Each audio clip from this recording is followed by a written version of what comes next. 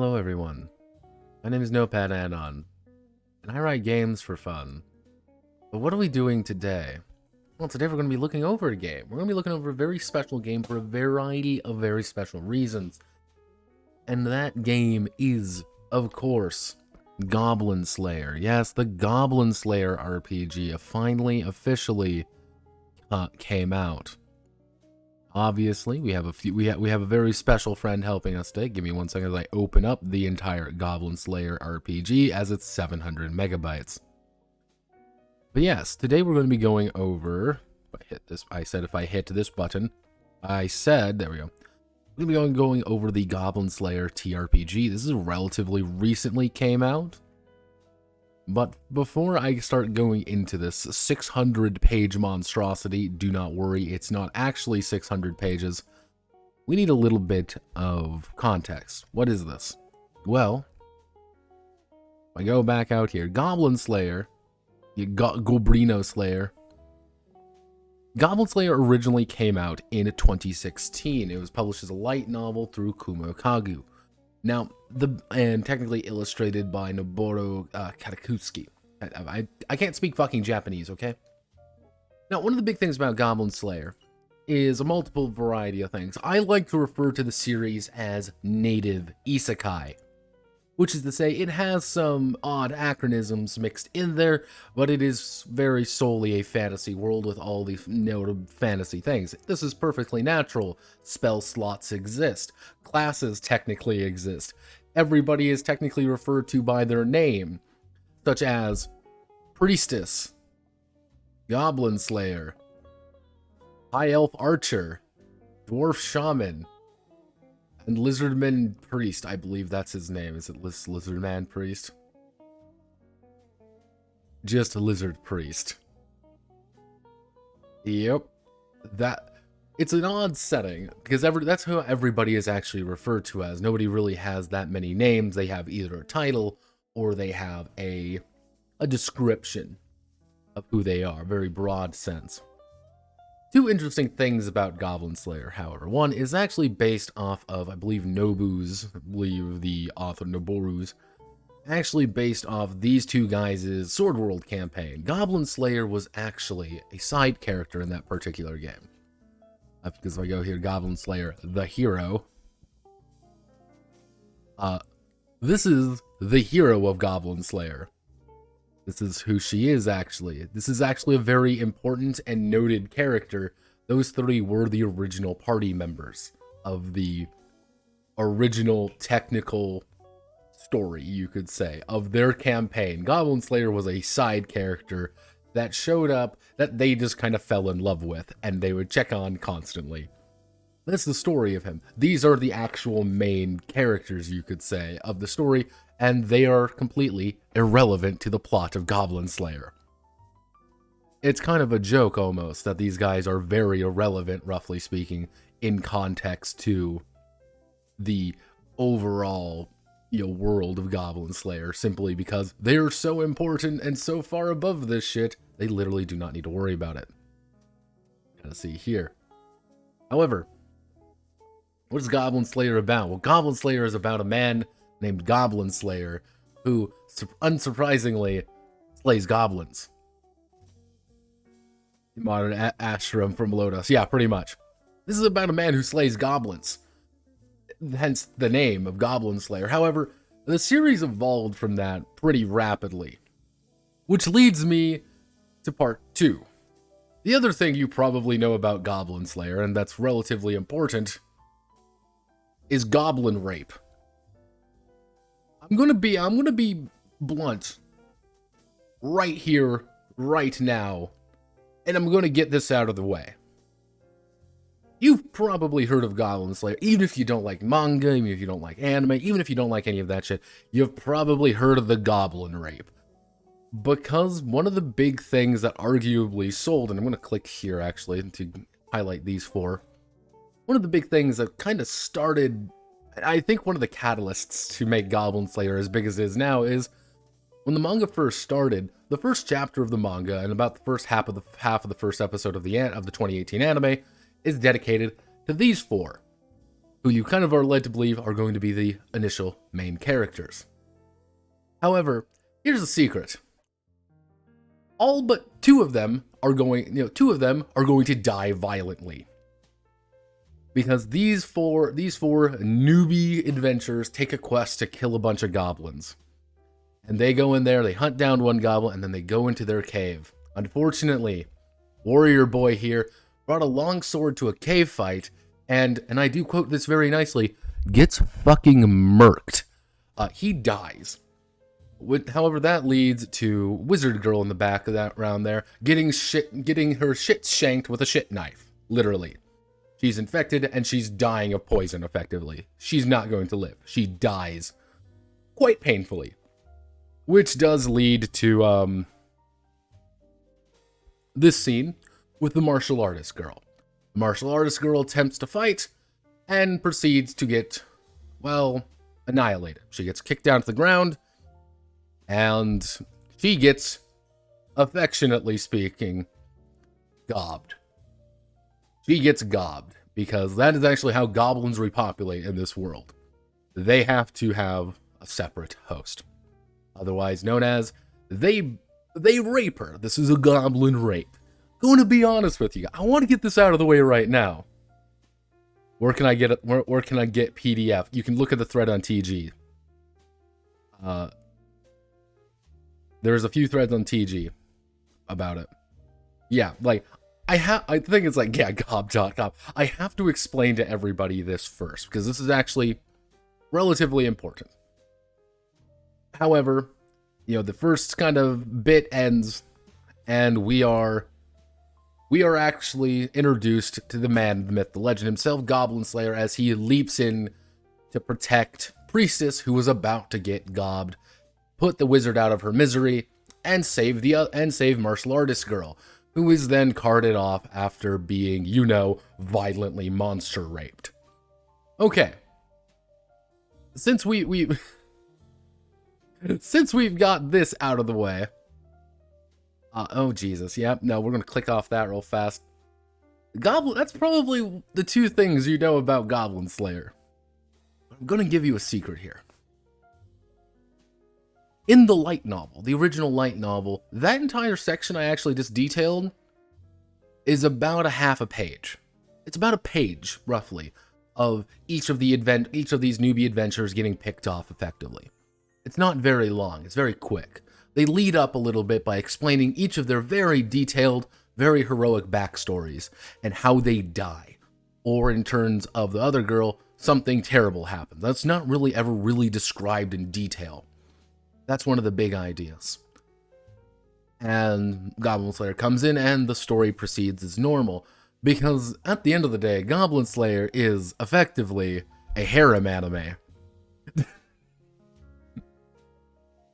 Which everybody, and I do mean everybody, wants to fuck Goblin Slayer. Priestess wants to fuck Goblin Slayer. High Elf Archer, guess what? She wants to fuck Goblin Slayer. Cowgirl, pretty much like his childhood friend who works on a farm, wants to fuck a Goblin Slayer. The Guild Girl wants to fuck a Goblin Slayer. The Sword Pope. The Sword Pope wants to fuck Goblin Slayer. Every single one of these characters wants to have horrifying sex with Goblin Slayer. Just remember that. This is a harem anime, secretly masquerading as a dark fantasy world. And other adventures, of course, take place. Goblin Slayer is usually contracted to do a thing, usually with the promise of there is going to be goblins to kill. Him and his party of friends, who eventually come to be Priestess, High Elf Archer, Dwarf Shaman, and Lizard Priest, come together and they go to the problem, and there are usually few or there are very important goblins there. And then Goblin Slayer fights a legally distinct entity. Ad nauseum.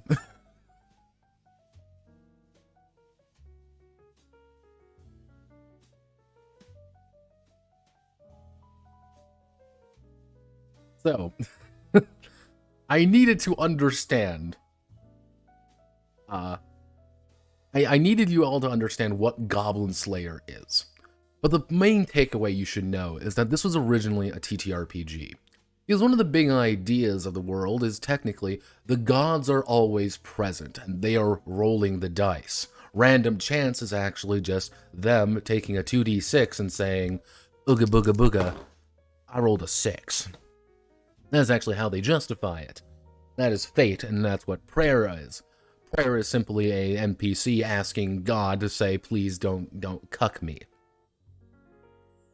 Goblin Slayer, however, has just made it his life's work to min-max the fuck out of his build and just murder goblins. So, goblins took his cock. No, goblins took his sister and just killed her, I believe. Killed, I don't remember. Yeah, it's an interesting series. I'm gonna say this, it's an interesting series. Because they do some things like, hey, there's an adventurers guild, and lobies get fucking killed all the time. Like, low-tier adventurers usually quit out, because they aren't very good or they fucking die. It's the idea of, like, it's a business, and, like, we want to do that. It was also the author's opinion, also the author's medium, you could say, to be autistic as fuck. Because if it's an RPG, if it's a video game, if it's something that he's vaguely interested in, it ended up in Goblin Slayer.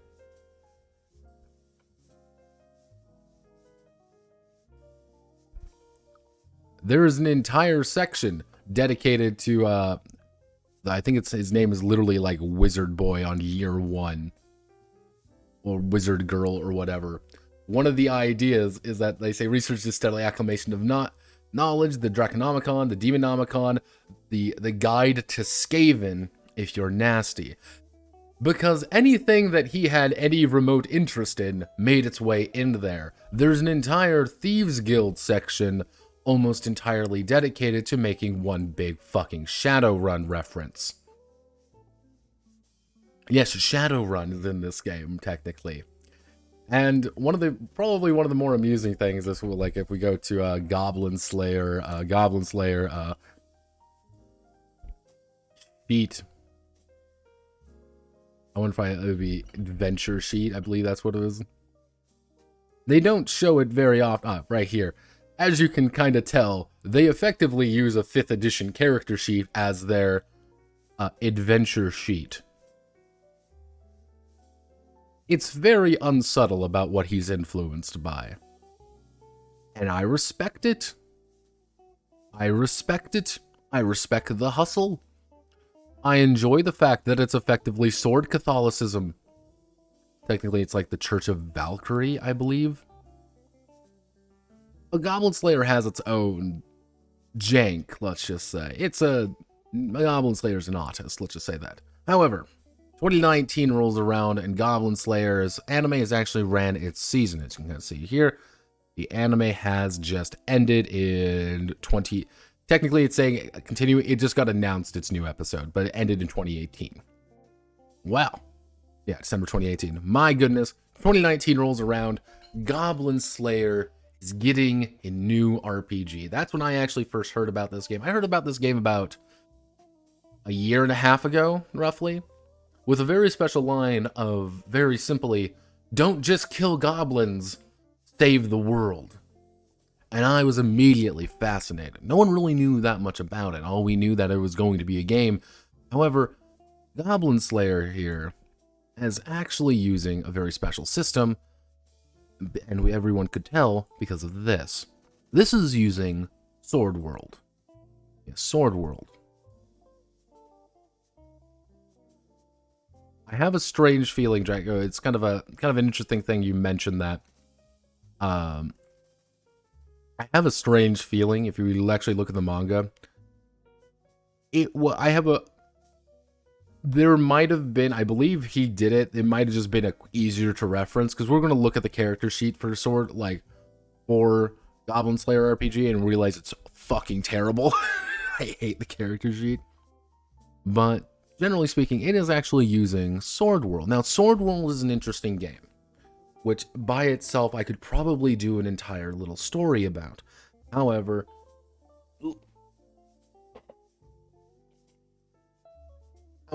The big thing you need to learn about Sword World was that this was published in 1989 in Japan, which 1989 you may be wondering, wait a second, Notepad, wasn't that the era of D&D? And the answer is, you're correct. However, there's something very special about Sword World, and in turn D&D during that era, and what I want you to do is I want you to imagine dice, and you know that D20 that's kind of important to play D&D? That shit was expensive. Mostly because during that time there was actually a pretty heavy import tax on anything revolving around gambling goods, which that all these dice would have to be imported in effectively. The only ones that were relatively common were D10s because of the popularity of Call of Cthulhu, and D6s, which were just easy to produce. Due to this, people couldn't play D&D efficiently. It was a little bit more prohibitively expensive. A bunch of guys got together and say, we're going to make our own D&D with blackjack and hookers in 2D6. So they did. That was the birth of Sword World. Now, Sword World is probably best known for being the, kind of depends on who you ask, but very much tied to Record of the Lotus War. This is a very popular anime from back in the day, and this is effectively a full campaign done, I believe it was in 2nd edition D&D, and they shifted over to the Sword World. It might have been it might be just like 2nd edition D&D, like their jank-ass version. I don't know the full story, but generally speaking, this was the thing for them.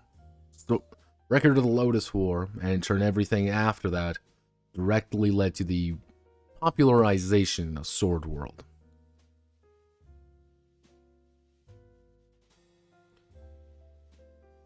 Yeah, no, so it's like, yeah. Blade of Arcana, Sword World is actually very popular. It is probably one of the most popular, by far, RPGs in Japan. Probably, I would say, only being kind of topped by things like Call of Cthulhu, and probably I wouldn't be surprised if like D&D still holds a pretty good sway there, but Sword World is probably one of the more popular RPGs just in general because it's solid, it's good, it has a very let's just say solid understanding of what it wants to be. Let's just say that. The most recent edition is actually Sword World 2.5, which came out in 2018, but this is just the technically 2nd edition of the 2nd edition, which came out in 2008.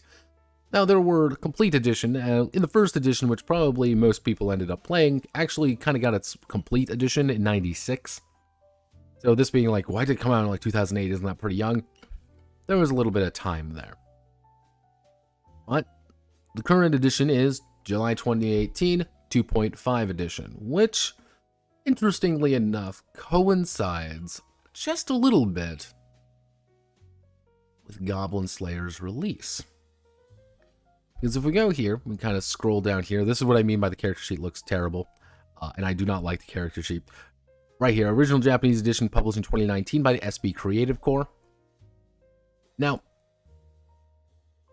there might be a little bit of chicken and there might be a little bit of egg in this situation. I don't know the exacts behind it. However, Goblin Slayer is technically Sword World 2.5. However, the best way to word it is that it's... how do I want to word this best?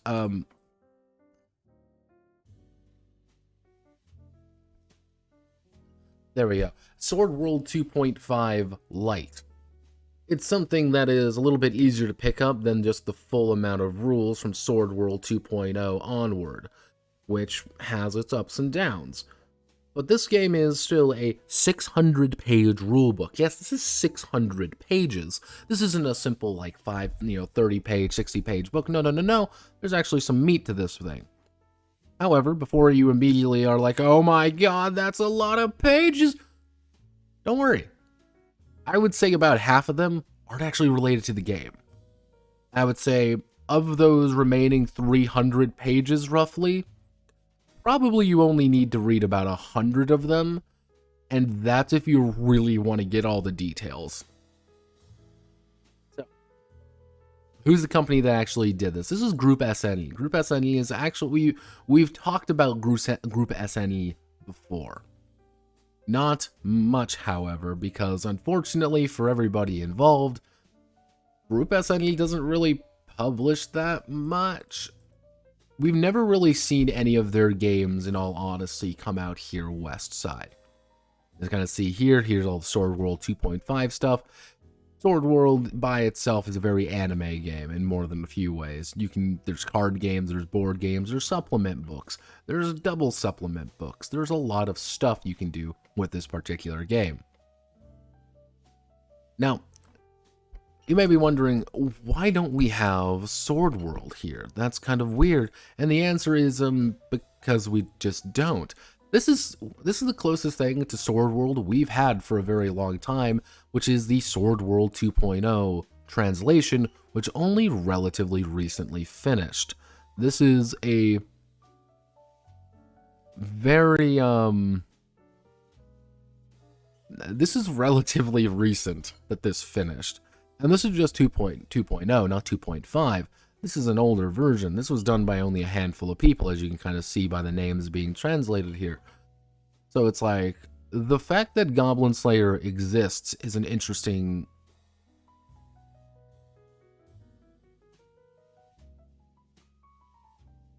Shut up, Manly.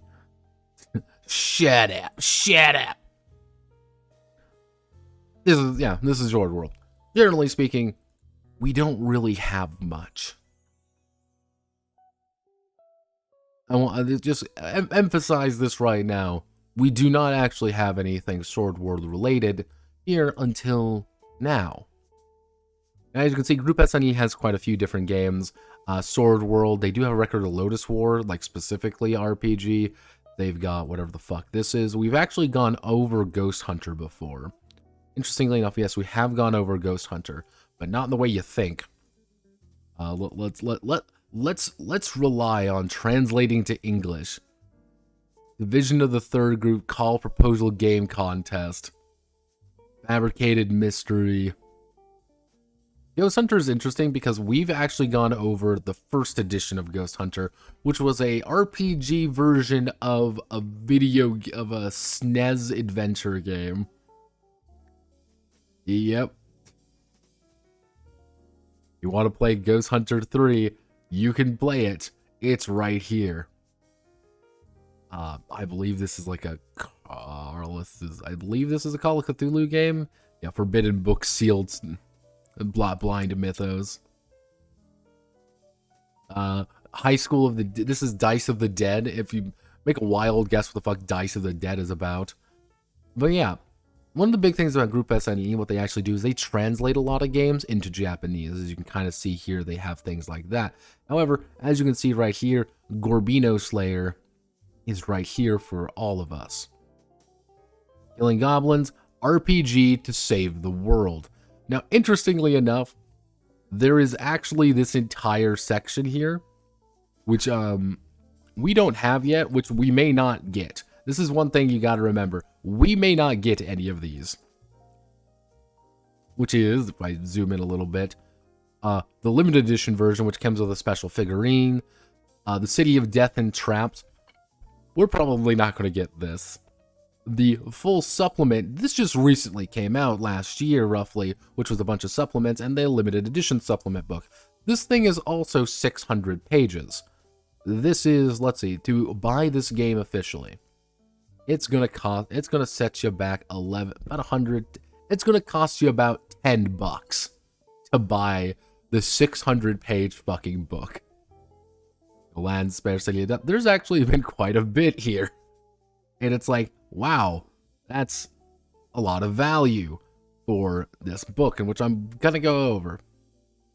So, who actually did this book? Well, Yen Press is a subdivision, American manga graphic novel publisher co-owned by the Katakoa Corporation, which is pretty much a Japanese bend, effectively. As you can kind of see here, this is one of their brand new things that they've signed up. They have published two. It's two RPGs. They have published, they have published this one, the Goblin Slayer tabletop role-playing game. And if that site looks familiar,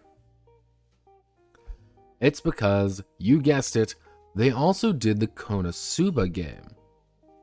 Yes, right here. They did both of these, which kind of is a little bit interesting to me. Let's just say that. There's a little bit of interesting back and forth. I'm trying to read chat. I'm trying to do a lot of different things. Most Japanese RPGs, also thank you for the 500 bits. Most of the Japanese tend to get translated, tend to die on arrival after the core book. Yes, they do. Usually what happens here, this is one of the big things with particular Japanese RPGs, and this is something I kind of got to go over as well, is Japanese RPGs, like the Japanese RPGs we have are either fan translations, like that's one kind of idea, like they're fan translated, like one I know about quite well is Necronica, for example. Necronica is actually a fan translated work. There is no possibility anyone is ever going to get this. This is never going to be picked up by an official company, except if you're Italian. That's just that. Or you end up with things like Golden Sky Stories, which Golden Sky Stories was by the same author as Necronica. However, here's the thing. As you see, Starline Publishing here. An entire company called Starline Publishing decided to pick them up, with Evan Clooney that kind of at the head of that. Depending on who you ask, Golden Sky Stories failed their Kickstarter, technically. Yes, Golden Sky Stories would fail their Kickstarter. The Italians like weird shit. You gotta remember that. And what I mean by like, oh, they failed their Kickstarter, it's more along the lines like they just didn't do everything that they kind of set out to do, and this is a very common trend you're going to notice. Tenra Bansho Zero, this was fully released and fully everything, but oh no, we never got any of the expansions. Ryutama, same idea, we never got any of the expansions. Shinobagami, we never got any of the expansions. We never got any of the promised Kickstarter editions that were handed out, that was said in the Kickstarter, because unfortunately, people are human, and these aren't professional companies doing this. This is not a corporation hiring someone to do this. This is a group of people doing it. Which I think is like a big issue regarding Japanese translation work. Especially Japanese RPG translation work, because you may be, and I remember someone was actually talking to me about this the other day. Yeah, no, money. I assume the money ran out on that one, because I believe they did. It was after Tenra. They did, no, it was Ryutama first. Then they did Tenra. Then they did Shinobagami, like one right after the other, and they haven't given any of the particular books.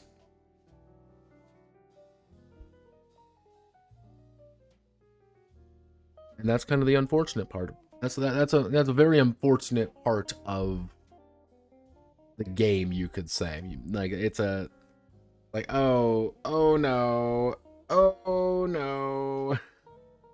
Because ultimately these people are doing this kind of as a hobby almost. This isn't really a big company. Or you end up with things such as Serpent Sea Games, which Serpent Sea Games and Kamigakari ended up kind of this being a in the nicest way possible a giant shit show, which was just not very good at all, which still people still haven't gotten what they actually wanted to get.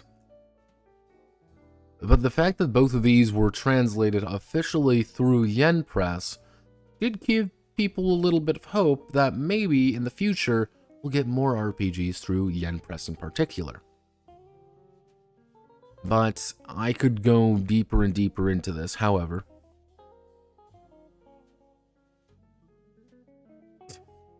The guy went silent, having real world issues were delaying him and promised yes this year. Yeah. He did that with the Ryutama guys. He's doing that with the Shinobagami guys.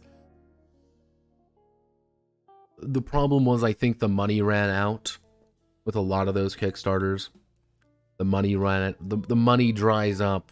Suddenly it's, you gotta work longer, and then you don't really want to translate. You might get only a few pages done, and then it's like, oh well, Gotta double check it, gotta make sure the art is right, gotta make sure my translation's right, but there's other people who need to get paid, but you can't pay them. It's a messy experience.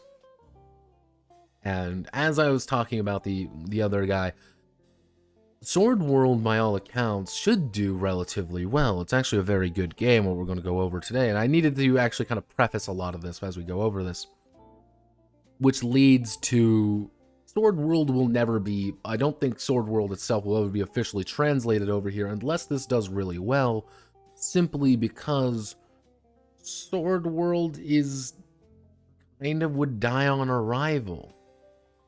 It wouldn't do too hot simply because it's already kind of has its niche is already fulfilled by D&D, which is unfortunate arrival here in the US. So you put a lot of time and a lot of effort, a lot of blood and sweat and tears for not actually that much to get back on it. The fact that even like the Goblin Slayer RPG almost was uploaded day of is like, that's kind of interesting to me. That's very interesting to me. I think Sword World would not make its money back. I do not think so. And I think that's one of the main reasons that people have been a little bit cautionate about it. Is simply because they know they're not going to get it back. They're not going to make their money back on it. And I think that's what happens to a lot of these games. I think that's what happens to a lot of these RPGs, Japanese RPGs that kind of die in the crib, you could say, is, hey, this is something cool and awesome, and we have a lot of money, but with the Kickstarter, but oh no, the money is all gone, and now it's nothing. So, you didn't come here to listen to me wank philosophically about fucking JRPGs. You came to me to learn about what the fuck is in this game. Well, obviously, we have our boy. We have Chippy, a lizard man, who is ready to go, porcelain rank. Obviously, I did the most appropriate look for a Chippy. He does have quite a few different things. This is a sample level 1 character. I like to make all my own characters, and I'm going to give you a secret. I rolled shit on my stats. I rolled garbage. But we're gonna learn. And when I say this character sheet is a little bit, yeah, it ain't great. I don't like the character sheet very much. I think it's a little busy with a lot of little things, but all of these do make sense. How do ranks work in Goblin Slayer? Fun fact: there are technically 2 kinds of ranks in this game. So, our current rank, I believe let me open up the Goblin Slayer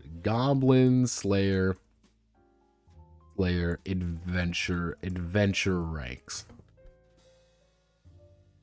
Because this is what I mean, like it's a very important aspect. So it is porcelain is the lowest tier. That's your you start up. Obsidian is the 2nd tier, steel is 3rd. One of the big things is that the first 3 are kind of like your loser tier. Like you're just starting out, you're very steep. Sapphire tier is kind of like the above the newbies, but not quite in the good length. Then it's bronze, silver, gold, and finally platinum.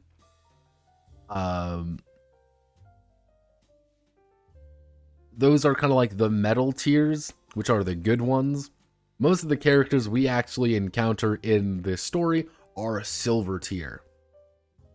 Kind of see right here, all of these characters are actually silver tier.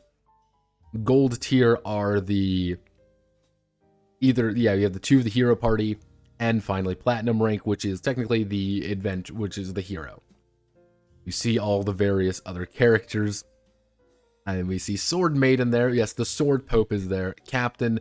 This is from like a very particular like side story. But as you can see down here, porcelain rank, fighter formerly, warrior deceased, wizard deceased, half-elf ranger deceased, ray scout demoted deceased. Oh, steel rank deceased.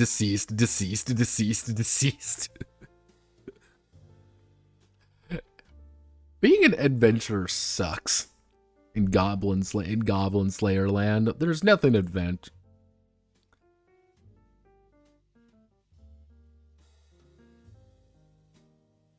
The hero does something in the manga. The hero does do something in the manga. It's like, it's one of those things like the hero shows up every now and again and they're like, oh wow, the capital is on, the hero managed to save the world by killing the demons.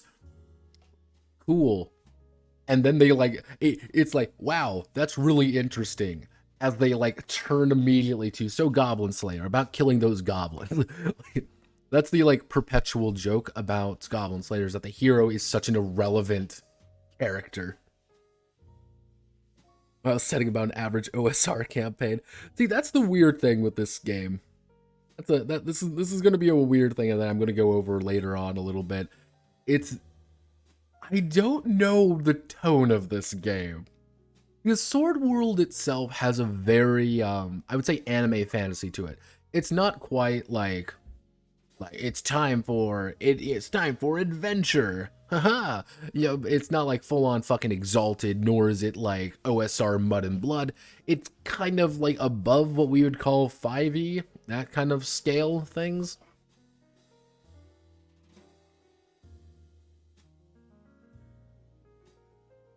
I know the 2-3 gods that run the gauntlet are pretty much game masters fucking around. Yes, that is literally in lore.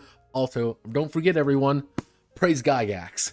That is a god in the setting, is Gygax, because again, Nobu's an autist.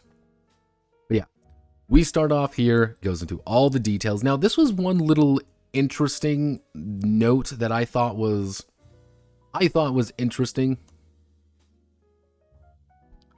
That it was a little bit strange to me. Give me 1 second as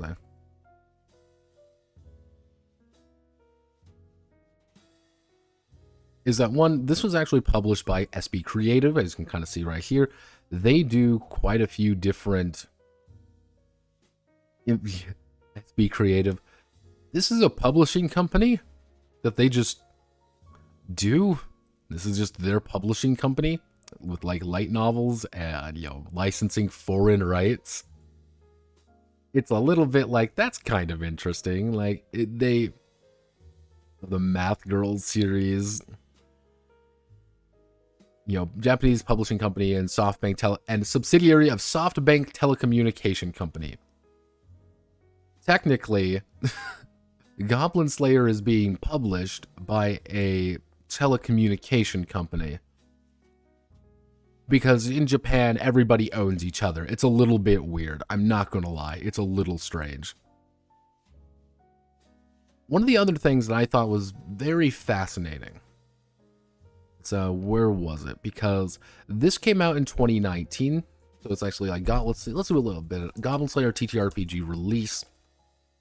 It came out officially in May 14th. I'm gonna put a little note here. May 14th, 2019. So then we have the Konosuba RPG release date.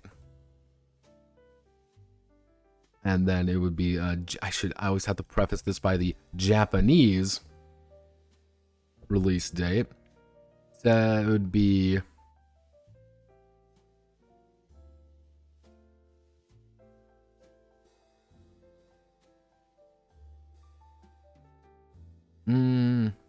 Japan, March 2019.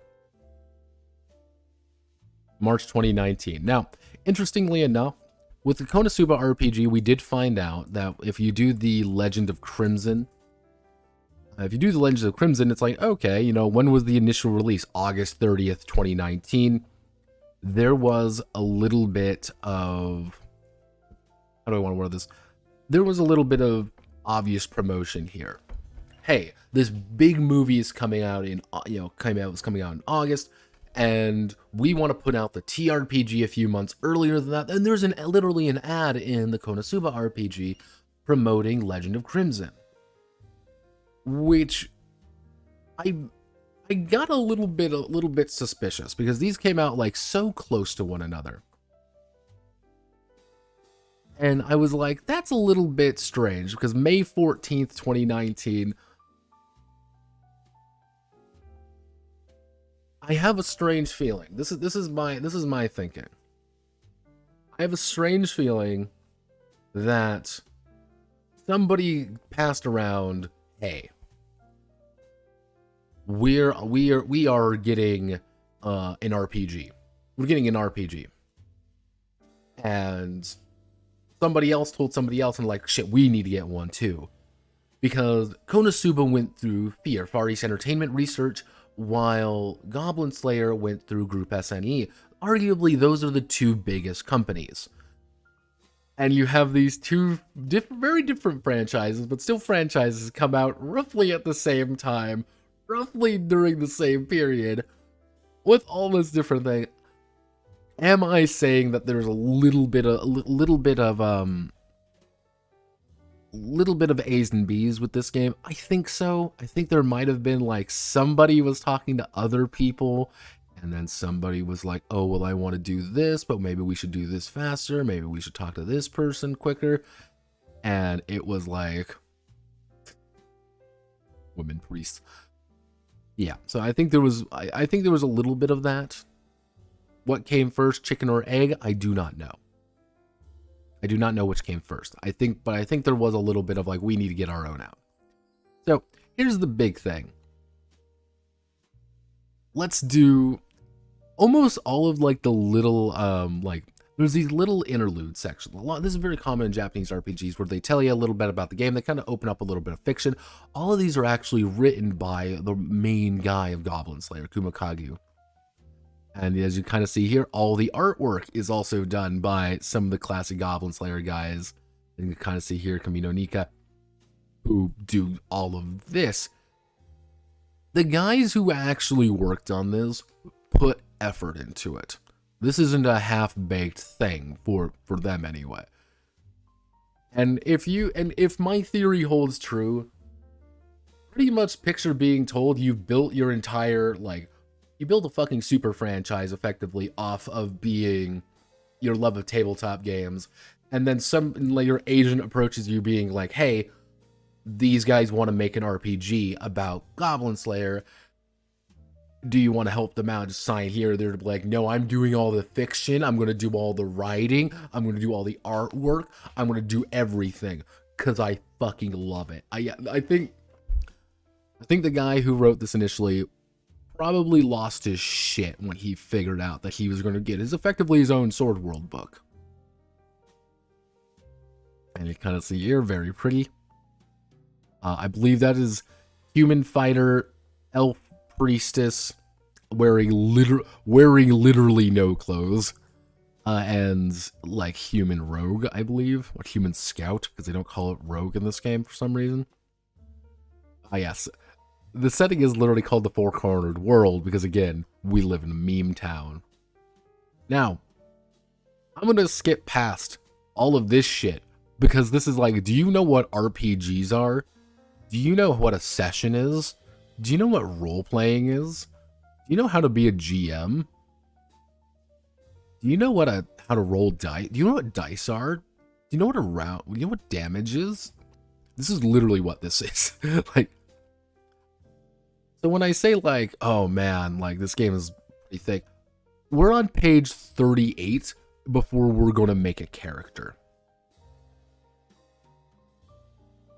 Scout PF2. The Elden Ring. Do you think the Elden Ring TRPG will be translated? I do not think so. Unless there is like, let's see the thing. The Dark Soul game never got translated. Even though by all metrics it really should have been. I don't think it will be, because it's being done by the same people. If it is translated, I'll be amazed, but I'm not holding out hope. It's Goblin Slayer World is square. No, it is not a square. That's just what they refer to it as. I can't believe Goblin Slayer is flat Earth. Oh my god. Yeah, here's the Rhea. I do not know why the fucking Japanese hate halflings. They're never halflings. It's the grassfoots. It's the Rhea. It's everything else except a halfling. Also, again, This woman is wearing no armor. I'm not even being like, lol, bikini. You're not wearing clothes, ma'am. That button right there, see this thing right here, the little clasp here? That thing is holding with the force of fucking God.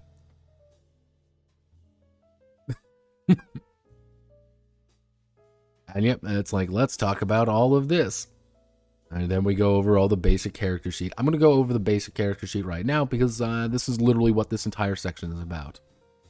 So, in general, these are your ability scores. These are your basic ability scores, your primaries and your secondaries. These are mostly determined by your race, but you can augment this one slightly. And what you do to determine your big attributes is you add them together. So my strength plus my focus equals 6. My psych plus my endurance is my psych endurance at 5. And you're going to be amazed when I teach you what 3 plus 3 is for technique reflex.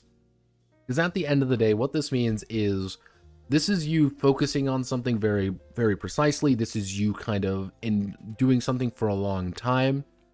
And reflex is all about doing it kind of automatically. The best way to think about it is we'll use strength, for example. Strength focus is you like hauling, is you opening something, is you hauling something open. Strength endurance is like you working a long time on something. Strength reflex, on the other hand, is you quickly grabbing something out of the air or something like that. It's very fast, lightning reflexes about how strong you are. So the kind of thing about it is applied, long time, immediate. That's the best way to think about it. These are exactly what you think are. Strength is how strong you are.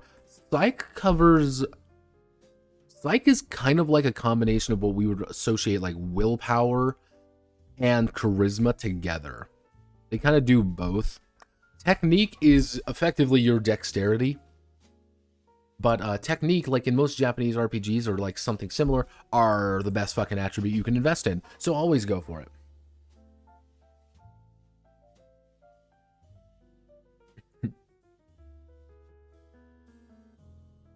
Also, can you get guns in Goblin Slayer? Technically, yes, but also no. So, technique is like really valuable, and I'm going to show you why technique is super valuable right here. As you can see here, your basic to hit, actually ability, the bonus you get to hit people with a sword or whatever, is actually your technique focus. So, because it's my technique and my focus, I'm going to get a +5 doing it.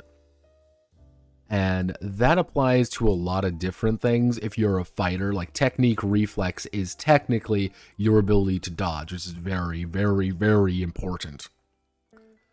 So it's like, if you want to be a fighter type, you need high technique, but you don't need very good psych or intelligence. But it's still useful to have, which you should totally invest in. If you're playing a spellcaster, then like psych and intelligence are obviously going to be your useful ones. It's very clear which ones are made for. This one is for melee classes. This one is for caster classes. Do you understand? Yes. Good job. Good job, everyone. So, basic ability, again, as I kind of went over our basic ability scores, these are not actually very complicated to do.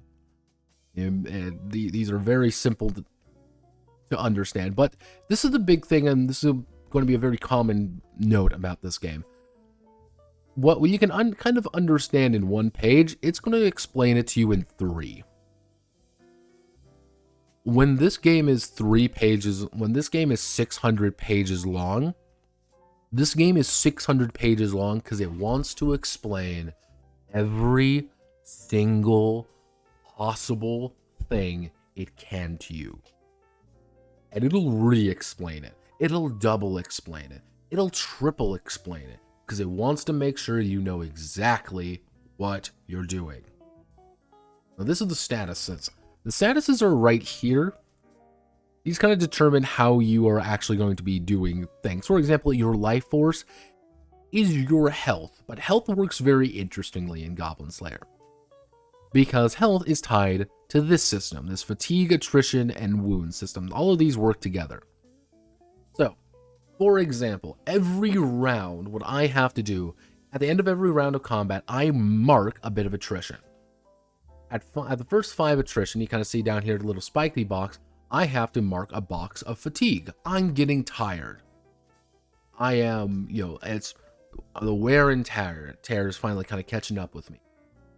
And I'm going to start taking a -1 to all my checks. So after about 5 rounds of combat, you're going to be hurting a little bit. But if you take more and more and more, you're going to be increasing it. Fatigue is bad. If you take an excessive amount of fatigue, you're fucked. You're just dead. And some things are just going to do fatigue damage to you, which is one of the reasons that death is even possible. But it's not easy. However, your wounds count up. So let's say you take 12 damage. I'll put you back up. I'll use this as a little example here because I think this is the best way to kind of explain it. Let's say you take 12 damage. You have now 12 wounds. And that's going to continue popping up. However, since it's below my life force, I'm fine.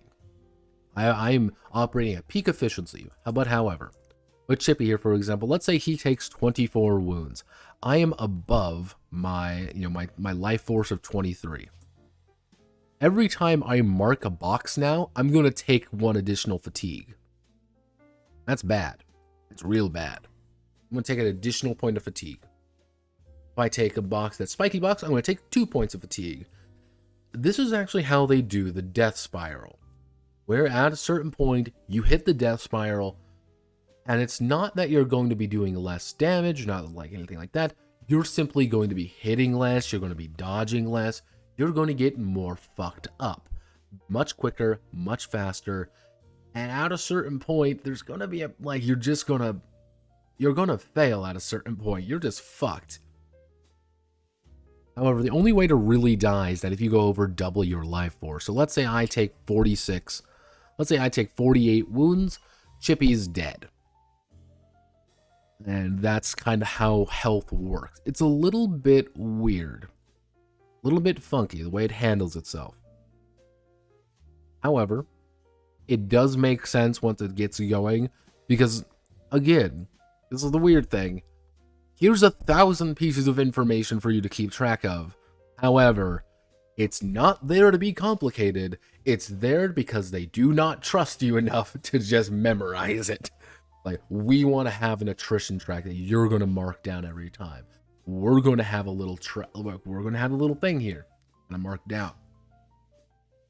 Here's a giant ass box for your wounds. Here's a giant ass box for your life force. Here's a giant ass thing for this. That is what this game is all about. And it reminded me a bit of a Kamagakari, which Kamagakari had this massive rule book. But they had that massive rule book not because it was something like, oh, really complicated. No, because they wanted to make sure that you knew exactly what was going on at all possible times. And for better or for worse. Now, I did not make a spell character. However, this game does technically use a version of Vancian spellcasting. I say a version of Vancian because the idea is, as a caster, you actually have a certain number of spell uses. Any spell can be used any number of times per day. Technically, sort of. It's a little bit complicated, more complicated than that. However, you're drawing from a singular pool. You hit the pool, you're done, you no longer have any spells to cast. However, you can start overcasting, but that's bad. Then you have your basic spell resistance, your wounds, we went over that, your fatigue rank, your attrition track. Kind of goes over how these work a little bit. Again, what's going to kill you, here's the thing. What's going to kill you is it's not going to be taking damage necessarily. It's going to be this. This is the thing that's going to kill you. You're going to be constantly taking fatigue, and if you get into more and more fights, sooner rather than later, you're not going to have any fucking health. You're going to be fucking doodle dude. But don't you worry, because we want to make sure that things are as simple as possible. Here's technically 2 different experience systems. Well, there's 3 experience systems in a way. There's experience points, which is pretty much how experienced you are. There's advancement points, which you get by completing adventures and advancing their adventure level, which you can do to acquire adventure skills. Then your adventure level, which represents the overall strength and ability, and then your class level, which represents a field that the PC is excelling in. Yeah, that makes sense? Good, because it's really simple. This is a horrifically simple system designed to look as complicated as physically possible. Effectively, your experience points dictates whatever your adventure level is going to be. Which you're pretty much going to hit rank 2, adventure level 2 your first session, if you don't fuck up completely. Your levels in your classes are like a raw bonus to things. Your classes don't actually mean that much, outside of like equipment, some equipment restrictions and like bonuses and stuff, but they don't really mean that much by whatever your skills are. Because I pick a monk doesn't necessarily mean I have access to different skills, and technically you can go into multiple different classes if you want. If you really want, you can play a monk priest and beat the shit out of people with your fists while casting healing magic. Or you can play a sorcerer fighter and play a fucking mage fighter, even though I don't know why you would, because fighters, you need armor. Or like, I want to play a scout ranger, or I want to play a monk ranger. You can do that. Chippy is a monk ranger. He doesn't actually need to wear any equipment because of who he is, and he has a gun, a dart gun. But these are your basic classes: fighter, monk, ranger, scout, sorcerer, priest, dragon priest, and shaman. These four are the caster classes, these four are the fighter classes. And as you can kind of see here, these are your skills. Adventure skills, what we would like traditionally assign for like your standard skills, I guess you would call them. I'm good at bows. I have survivalism. I have always select hardiness. Hardiness gives me extra life. Your general skills are things that are important, but not really. Dark vision, like, oh, you can see up to 60 meters in darkness, or because I am a lizard man, I have +1 armor, all my barehanded attacks become slash attacks, and I get +1 power on them.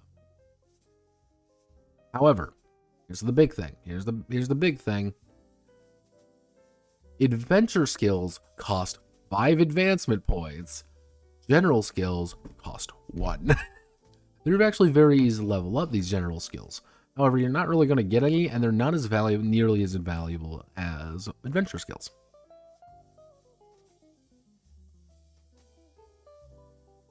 How much of the 62 is world building? Don't count those, nor the starter's guide RPG pages as part of the game rules. Out of everything, and I actually did a little bit of math. I did a little bit of maths.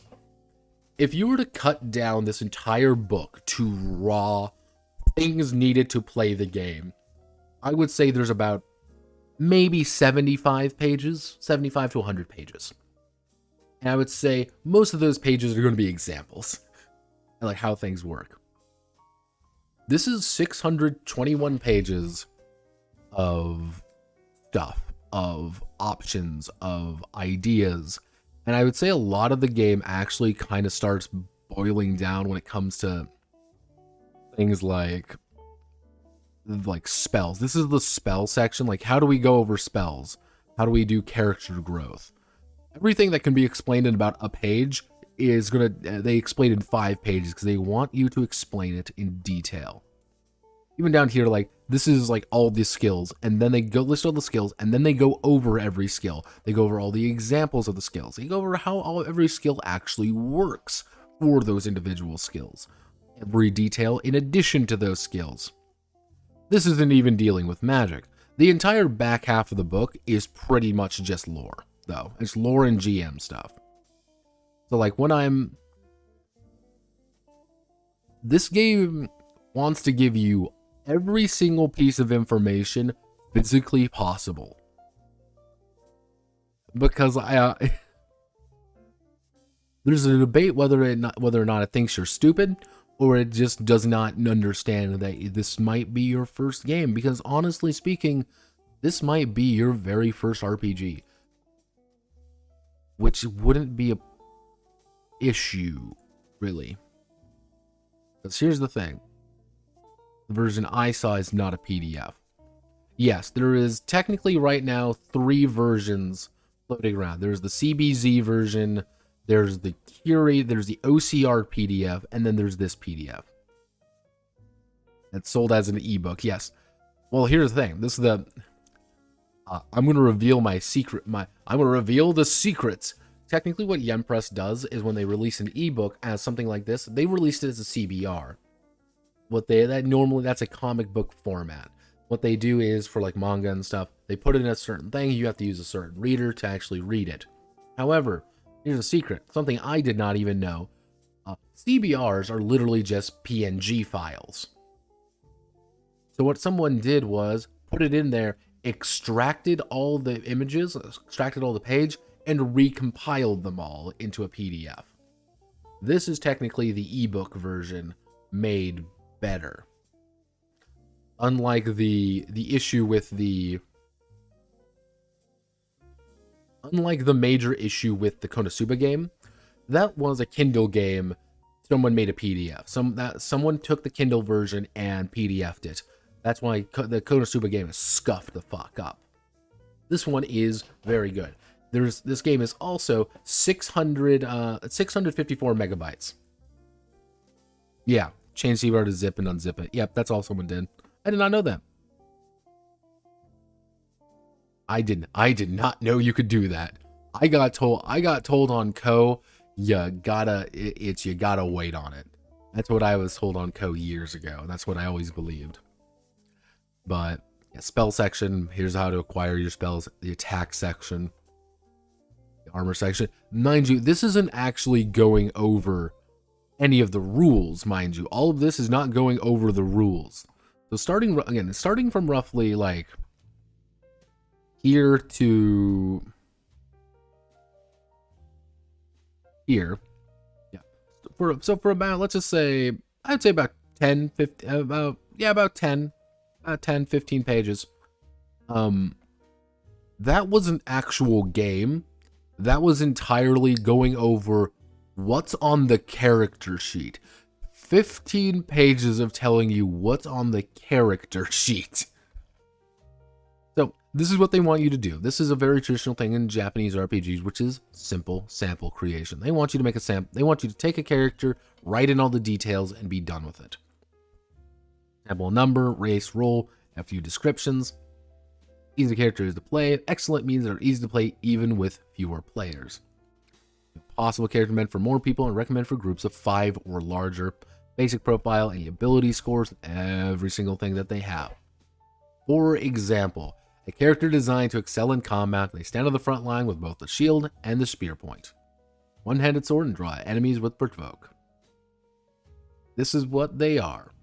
Gender free. Hair free. Eyes free. Technically, they have blue eyes, of navy blue eyes. As you can kind of see right here, this is a sample character. You write everything in. Here's all his gear. Here's all his supplies. And that's it. Here's Dwarf Priest Fighter. Here's Elf Ranger Shaman. Lizard Man Dragon Priest Monk. Rhea Scout. Human Sorcerer.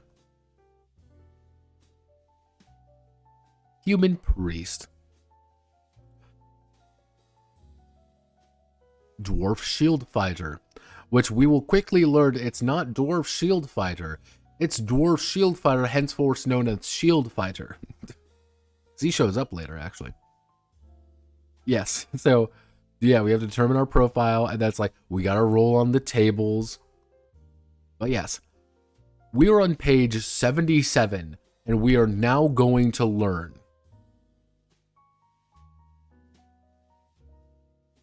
And yeah, we are going to now learn how to make a character.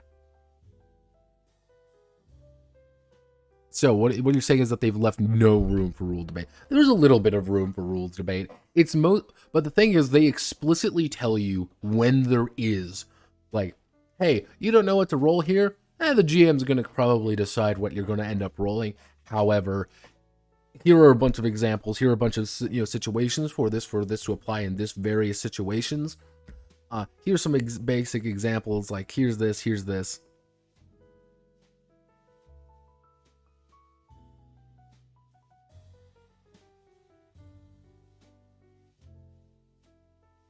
They want you, yeah, as Any the Cat says, they want to make sure you understand everything before you run a game.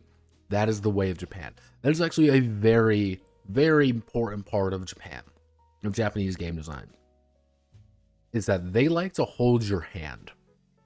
And sometimes, and I always usually have to tell people when it comes to like Japanese games, is that they're going to hold your hand and it can feel suffocating at points. And that's why it's like comes down to things like Draco Rouge.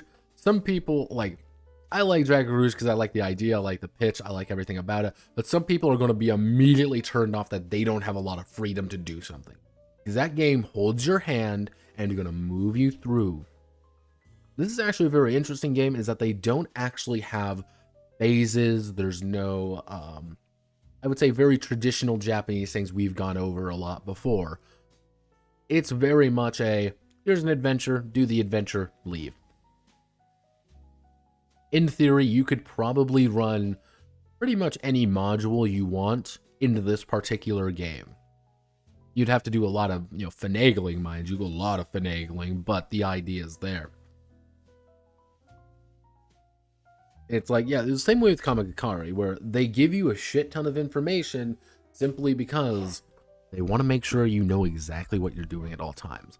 But yeah, here's the most basic understanding. So, choose a race. And they even give you, like, you have the option of random, or you can just have a fixed score. Kind of see here, they give you a little bit of an example. Like, oh, here's the dwarves. They all start with a basic, very basic set of adventure skills. And you kind of see here encumbered action. Chippy here ended up with strengthened immunity, which is pretty much anytime he gets poisoned or anything, he gets a +1 on it. And he also started with Dark Vision and Draconic Heritage, which Draconic Heritage is amazing. I didn't realize I got that.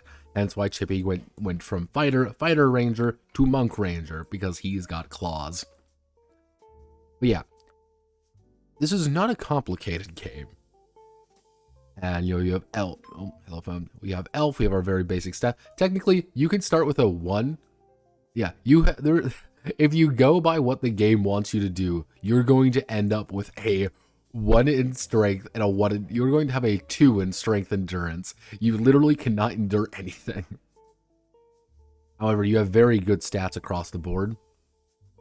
I did do a little bit of finagling back and forth. I'm like, do I like the fact that, like, for example, like dwarves here, they get a across the board, let's see, +2, +4, +5, +6. They get about a +4 across the board to all their stats. Elves get a +1, +2, +3, +4. They get a +2 across the board. But they also get all these abilities. Dwarves only get these ones. Am I saying, like, it's kind of hard to get, like, a good idea of, like, are the races, like, balanced in any way? I don't quite know.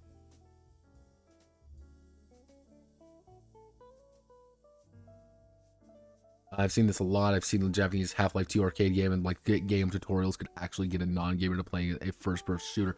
Yeah, because they want to walk you through this. And, like, initially I thought, like, hey, this game is 600 pages because it's, you had the box set, you had the 200-page rule book, but you had the 200-page adventure guide with all those spells and monsters in it. Then you had the 200-page equipment guide with all the gear and stuff in it. No, this is just one book that they're just going to hand to you and be like, we trust you to read this book. This is about 8.25 by 12.4. Again, there might be some issues regarding it being converted from PNG files. I'm not going to lie. But this is actually a trade paperback format. This isn't a small book. This is a big thing that you just hand it in front of you. Lizard Man, as you see, with Chippy, I decided to be a real human being. and not be a little bitch, and I rolled for all my stats. And I got cucked in a lot of my stats, especially my poor endurance here. Chippy is not very good at endurance. But yeah, I ended up pretty much across the board pretty reliable. And then we have the definitely not a halfling. Now in the tests will be at the end of the week. Apparently, according to, I'm going to bring up the thread here real fast.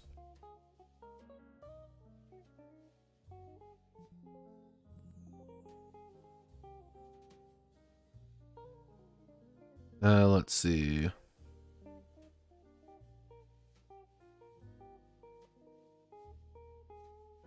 Races.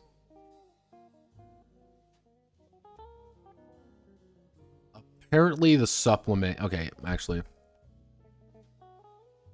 yeah. Apparently, you know, they just add more, the new expansions, they add a few races and classes to really, you know, add more stuff in the supplement book. Adding races to create a starter stat spread and creating racial origin table. Yeah. If you're a real human being, why is he not Ryan Gosling? I mean, all I'm saying is, human male fighter does, he's got that Kenergy. Let's just, he's got the Kenergy. I mean, he's got that Kenergy. All I'm saying, he's ready to fucking go. Let me go all the way back down, because again, this is 7 gorillion fucking pages. And now, mind you, they've gone over all of that. Like, here's an advice of how to choose some races. Are you sure you know how to make your race? Okay, here's all of the fixed value charts. Here's all the random determination charts. Write down our basic scores. And then we have to determine our history. The first 2 tables are important. The third one is not. So we'll do an example with a human, for example. We're playing a human. Let's say we're playing a human. Let's roll. I rolled a 5. I'm a scholar. I get 1 level in the resourcer and the general skill of research.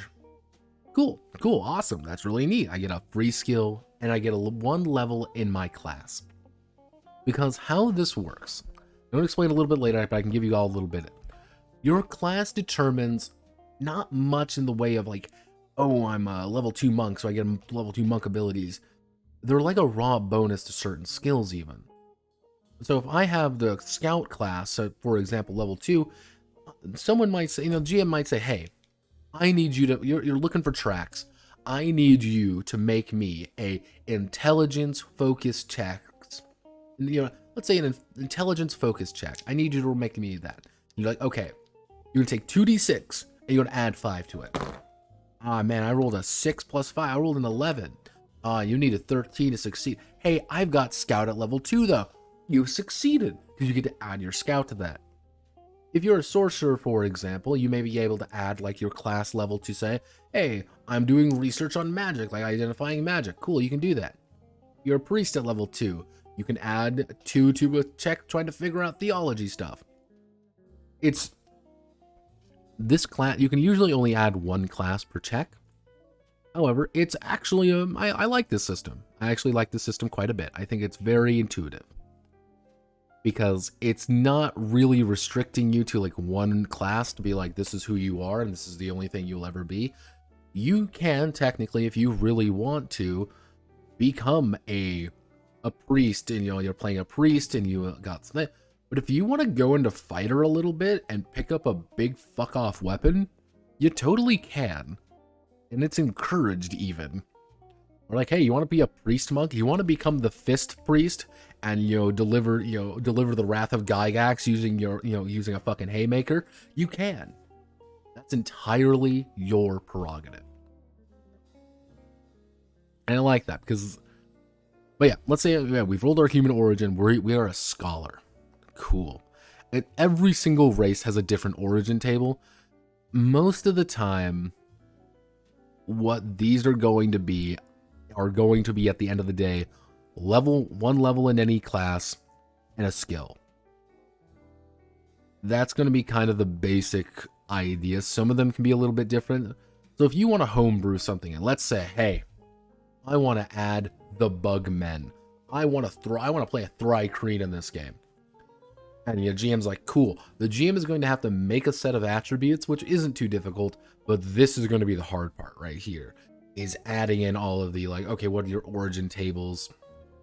Unless you make, like, a very dedicated, like, plea to God. Like, please, let me take poet or whatever. Let me just have this. But yeah, like, Lizardmen, this is all my various options.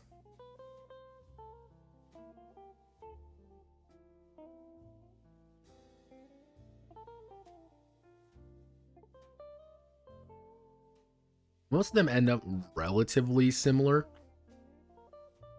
I don't think there's anything necessarily wrong with that. Your past gives you a free skill, such as like, oh hey, let's say for example, let's roll. I rolled a 3. We were in prison. We get criminal knowledge. Cool. That's our free skill we get. And then we determine our encounter. Who are we with? Doesn't really matter. We rolled a 7. A family. A family we're especially mindful about. So our little human wizard, our little human scholar, Rob got locked up at some point in his history. And he's got family. We're done. The prayer of the fist. Yeah, pretty much. You add a bonus point to primary ability score. You just get to add a +1. Anything you want. I ended up adding it to my technique because my original roll was 4, 4, 2, 2, 2, 3. So I'm like, fuck it, I'm going to add 1 to my technique, and thus I have these stats. Ta-da! Now, this is the one point that I think is a little bit weird. This is a very weird thing. So, remember when I went over your statuses? Your life force, your movement speed, and your spell uses. These are all your statuses, and you're going to determine them here, actually. Yes, you're going to roll for these. So, for example, I'll take my 2d6. I rolled a 10. Very good. I rolled a 10. Let's say, okay, let's roll 3 times. So we rolled a 10, a fucking 3, and a 6. We rolled delightfully under average. So, our little research boy. So, and then we have to record each of these results. And then we have to assign them to our spell uses, our life force, or our movement speed. And because we're doing that, so how do we determine our life force? Choose ever which of the 3 dice rolls and cross out the erase the number. Let's say we're going to use our 3. Cool. How do we determine our life force? Let me see if I can remember how to do the life force calculation, because the life force calculation is an odd one. Let me see. By adding their strength, psych, and endurance, and 1 of their dice rolled. So our strength is, I don't really know our strength at all, but pretty much you're going to be ended up assigning these attributes to your various statuses. These are actually going to be very important to actually how you function as a person. Determine movement speed, which they're going to give you the racial movement modifier again right here. Don't forget about it. Very important. And finally, our spell uses. Yes, your spell uses. If your die roll was 2 through 6, you have 0, 7 through 9, 1, 10 through 11, 2, and 12 is 3. Yes.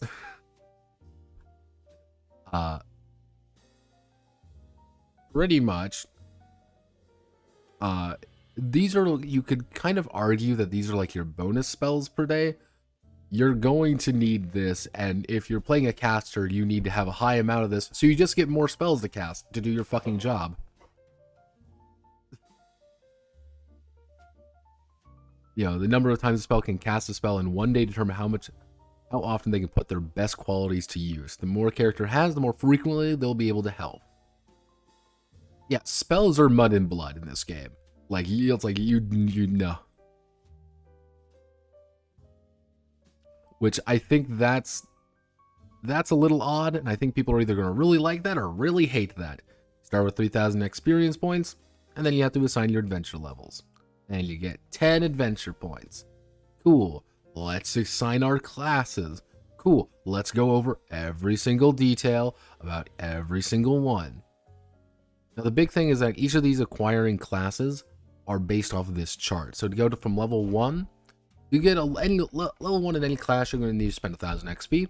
Get a level 2, you're going to need 1,000 XP. Level 3, 1,500.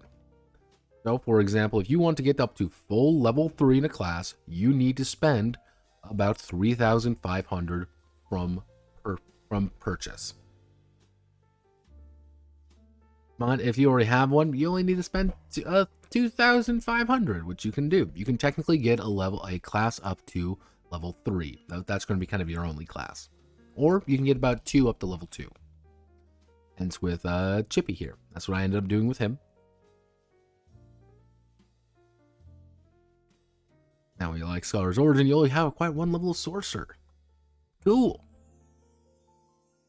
And then, this is what, and behold, literally everything a class does. This is it, right here. Anytime you want to do a check, you're going to be adding your fighter to hit checks, dodge checks, any block checks. It's fairly important to have strength and technique, it's proper equipment for you, and proper armor. Because one of the big things, as we'll go to the monk, I think is a good example of this. Monks, for example, cannot wear any armor. If they wear any armor, they cannot actually use their monk attribute. I can't use their monk class for anything. So, for example, because Chippy is, level 2, is a level 2 monk, if he were to put on light or heavy armor, technically, he's going to lose all his monk bonuses from across all his stats. Because he's wearing the improper armor. But that's really it.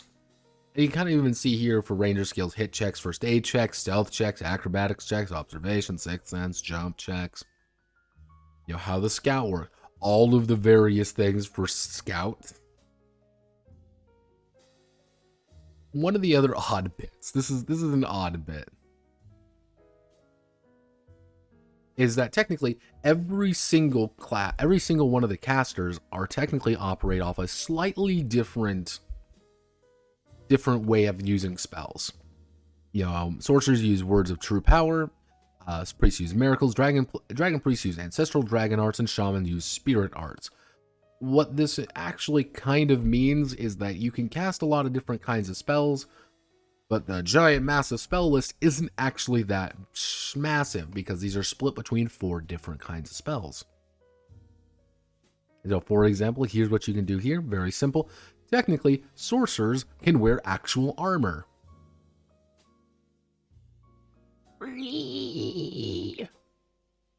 Priests technically can wear all armor they want. So if you want to be, you can play a priest fighter and go full on. One of the supreme god, the earth mother, the Valkyrie, the trade guard, or the god of knowledge. Which unfortunately, you cannot play a sword Catholic dragon priest. So 0 out of 10. Literally the worst game ever. Technically, I would say the most restrictive class by far would be monk, because monk cucks you out of all armor, but they're also the only ones who can use light, close combat weapons efficiently outside of the fighter. But even they can't really use it. So monks are really the only odd duck in this game. I will say that. They're the odd duck, because it's oh, I can use swords, I can use this, and it's you can use a tonfa, I guess? Fuck you. I thought that was a little bit interesting. They do mix well with the rangers, and technically you can play, I want to play a monk sorcerer, I want to play a monk priest. But they get to equip all the armor, and you don't. It's oh no. Then we have to acquire all our basic skills, all our basic skills and all our basic spells. Now, there are technically a couple different mastery grades. Each skill is going to have different grades, which dictate how effective they are. Usually, they are going to give like a +1 or +2, for example. So, for example, my strength and immunity, if I boost the mastery grade up, it's going to be +2, +3, +4, +5, which in a 2d6 system is pretty good. But some of them actually give very different benefits. Some of them allow you to do different things, some of them confer bigger benefits, or some of them are actually just a fundamental change in how the game actually works. I picked up no adventure powers, because I didn't really have any use for them. General skills, on the other hand, only have 3 ranks. You can only be beginner, intermediate, or expert in something. However, they're also cheap, and general skills aren't really that there. Monks are always odd ducks. Yeah, monks... Nobody knows how to do monks. Monks will always be the special unicorn class. And that was like one of the big things with Goblin Slayer that threw me for a fucking loop. Like initially, it's just like, all right, yeah, we're going through. Here's my party of like fighter man, wizard lady, priestess, and a girl who kicks things. I'm like, okay, one of us is not bringing up the rest of the party here. Do you have a weapon? You have your fists. Do you have a gun? Like, Chippy here, Chippy the Punch Gunner, specifically is using a dart gun in addition to his Chip Fu, because he gets a bonus due to his draconic heritage. That's why I actually went as a monk for him, because he gets a bonus, and he went from like, oh, I can bludgeon things to I'm slashing things. But even then, he doesn't really want to use that. He wants to use his dart gun, because his dart gun is very useful, and he can actually do a good deal of damage with it. And he gets a +12 to fucking hit with it. But yeah, it's a little bit wonky in that regard. I'm assuming there's probably something, because I actually noticed a few of the skills actually require you to have like high level of monk. And it's like, oh, yeah, like oh, to get level 4 hardiness, you need to be level 4 of the monk. I'm like, okay. Oh. And because they care about you so much, they're going to give you recommended skills. Hey kids, here, please God, take this skill, take provoke, take close combat expert, take rapid fire, take curved shot. You're playing a sorcerer? Oh, that's amazing. Please take bonus spells and magical talent. Oh man, you're playing a priest? That's super cool. Please take bonus spells. Please God, take magical talent. You're playing you're playing a fighter. That's awesome. Take guard. Like this is an entire section saying like, please, these are just recommended skills. There are other ones. These are just what they want you to pick because they know these are good. You know, basic acquiring spells. They even tell you recommended spells for every single one. Oh, you want to do the most basic attack? Take Firebolt. You want to do an attack they can't resist? Magic Missile. Magic Missile is good. When in doubt, take Magic Missile. It's going to fuck everyone's day up. And the more you roll, the higher you hit, it's going to do a good deal of damage early game. It's like, oh, hell yeah. Oh, you want to do, you want to play a good old Priest-do? An uncharacteristically offensive miracle. If you want to play Paladin Man, Priest 2, Fighter 2, get the heaviest armor available, get a big ass hammer in one hand, get the good book in the other, and start smiting bastards. Oh no! There's an enemy over there. By the power of Grayskull, crack. Oh no, there's a problem. What am I gonna... Hallelujah, bang. Just beat some fuckers' skull in. And finally, you get 100 silver coins. Yay! Silver coins! This is money. Fun fact, it's not a lot. This is 100 silver coins seems like a lot. It is nothing. You will start with nothing. To put it into context, this is me buying a dart gun, 10 darts, and a dart belt. I am nearly bankrupt. I'm like, I want a gun, so I invested in a gun, and I've nearly bankrupted myself. And the average price of a quest is probably going to give you, early ranks are going to give you like 14 gold, 14 silver. It's like, wow, I'm poor.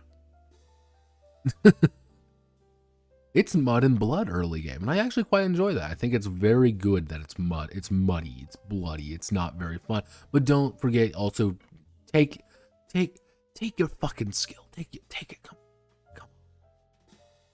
Please, God, take it. Here are the skills you need to take. Take your skills, please. Why aren't you recording them?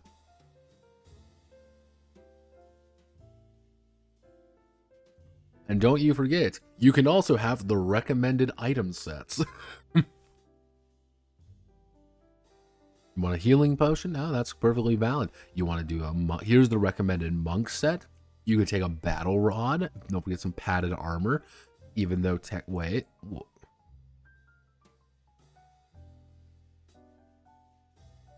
Yeah, technically you can try to take some armor to get some.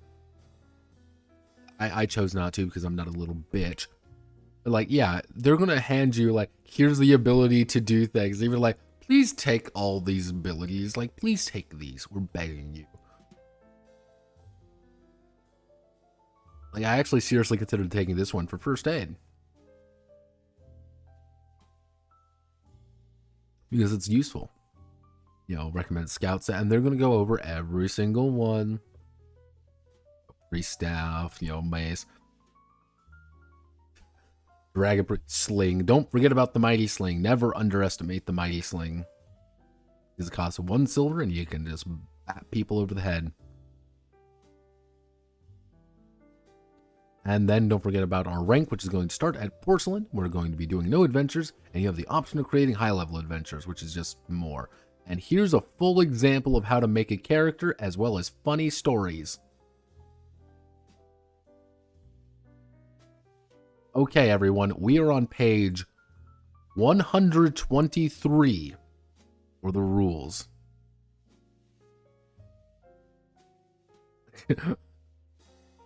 I want to be a sorcerer that can hardly cast spells. Yeah, it's like you're gonna be casting like 2-3 spells, and it's like, congratulations, you've expended your usefulness. It's like, so you can use the system to replicate 2-for-1 curve shot. Yes, you can. Yes, you can. They make that an explicit ability you can take. I almost replenished the ammo I spent. Almost. Yeah, until you hit like 3, until you hit like rank 3, I believe that would be if it's porcelain, obsidian, steel, I think. Until you hit about steel rank, you're going to be taking what I can best be described as bread quests. You're not taking a quest to like make money. It's taking a quest to get the supplies needed to take the next quest. You buy some bread, you buy your ammo back, you get back at the next one. Like, you are scum beneath the you are the dirt underneath everyone else's feet. You are nothing. The goblins laugh at you at that rank. You are nothing.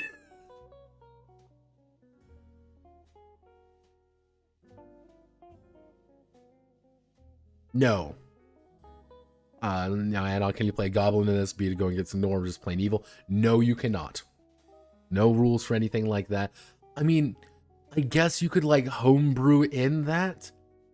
Because here's the thing. This is one thing I kind of want to bring up. I'm going to bring this up kind of now as we go over the basic rules. Out of all of this, out of this entire game, at 0 point, outside a few instances, outside a few very key instances, you do not at all need to play Goblin Slayer. It sounds kind of weird to say, but like, if you really want to, you can put this in any other setting. You can put it in your own setting of your own choice. Because Goblin Slayer is generic enough that you can kind of slot it in wherever you need it to be. And be like, but what about the priests? They get all their spells from their gods. Just change the name of the gods. It doesn't really matter. Well, I would say the only race that kind of gets a little bit weird is lizard men. They get a little bit weird. Dragon priest is kind of specific, you could argue. But that's just, you can kind of word it as more like it's just a reflavored priest. Like it's just a priest of a different denomination. Do they have two peens? No. But at no point do you need to play Goblin Slayer in this. You don't need to play the Goblin Slayer setting. It's not as slaved to it as one might think. This is Sword World Light. And this is like one of the big kind of notes I want to bring up. Like, if you just want to play Sword World, this is the best you have so far.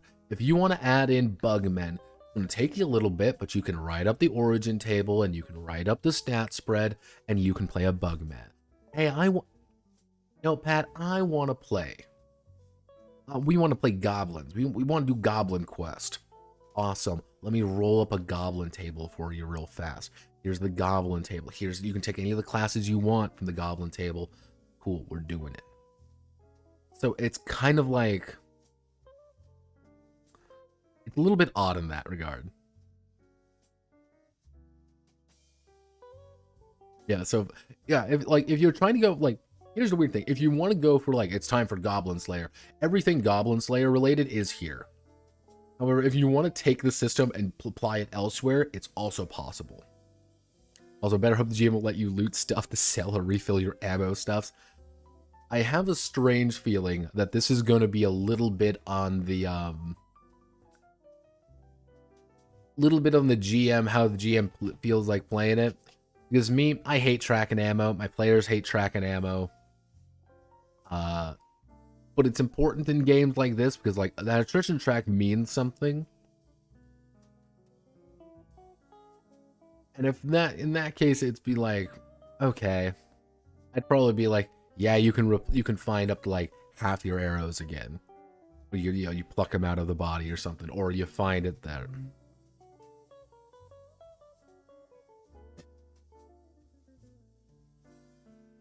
Because it always annoys people that hate tracking. Yeah, it's people either love tracking ammo or people hate tracking ammo. I'm not usually a big fan of tracking ammo. My friend despises it. And I make all my games for my friends. That's the big thing. I make all my games for my friends. And so I try not to put that in. I've been using a lot of depletion die though. That's been my new thing recently. Yeah, we got all this, got the nice little story right here. So, I'm going to tell you a very basic thing of how every single check in this game is going to be. You're going to take 2d6, you're going to add your skills together, and then you're going to roll the dice. That's it. Hey, this is going to be target number 15. Chippy. Very important. Chippy, I need you to make me a strength reflex check real fast. Oh, what? Target number 15. I rolled a 7. Fuck, I rolled a 7. 14, I would have failed. However, if that one was a 3, for example, come on, I would have succeeded. It's like, cool. Hey, how do I do an attack though? How does combat work? Well, you take this, you add your base to hit. I rolled a 7. Rolled 7 plus 8, so that's 15. I'm using the Sacred Art Chip Foo. I rolled about 15. Okay, you're gonna roll your defense. Let's say you have you're pretty good. Let's say you got an 8 in your defense, and you rolled a 8. So you beat my hit with your dodge. So you dodge out of the way. Okay, and now it's your turn. This game is incredibly simple. This is something you can teach in 5 minutes. Hey, I want to make a check. Roll 2d6 plus whatever your skill is. What do I do for an attack? 2d6 plus whatever your skill is. How do I cast a spell? 2d6 plus whatever your skill is.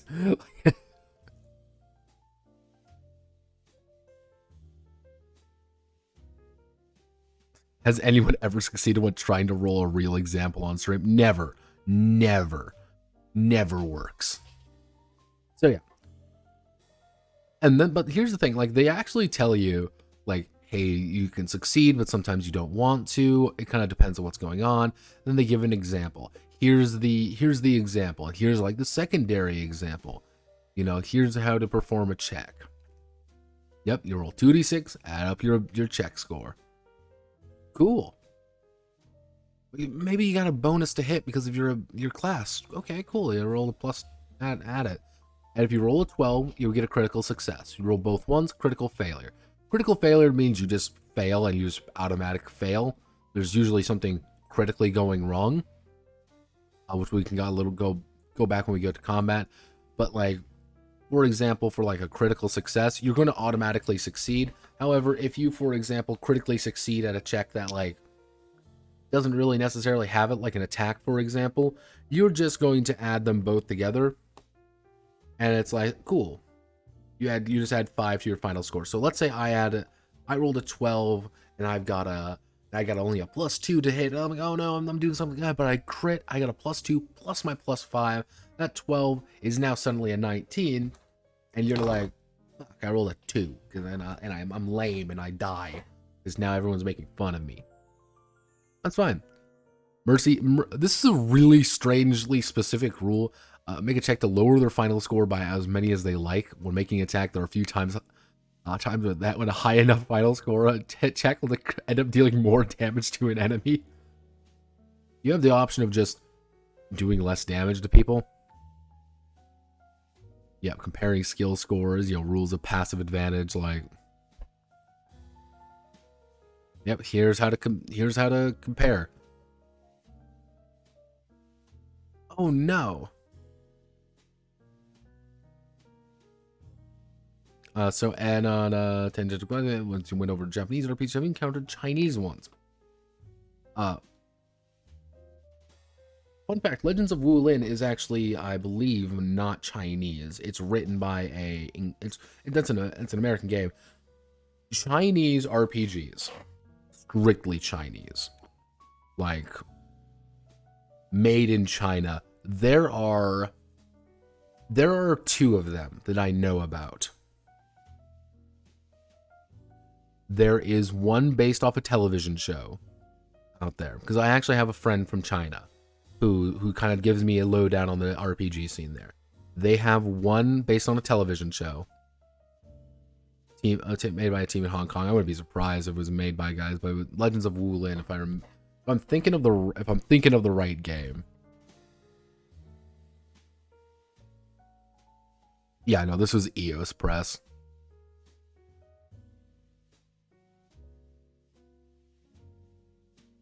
For context's sake, the guys who wrote Legends of Wulin, this game, I wouldn't be surprised if there's another version. Eric Tenbrowski, David Ramirez, Jerry Scold. One thing about EOS Press is that they're a little bit interesting because they're actually the guys who did Weapons of the Gods, which what you are probably thinking about is Weapon of the Gods, which was based off a Hong Kong, based off a,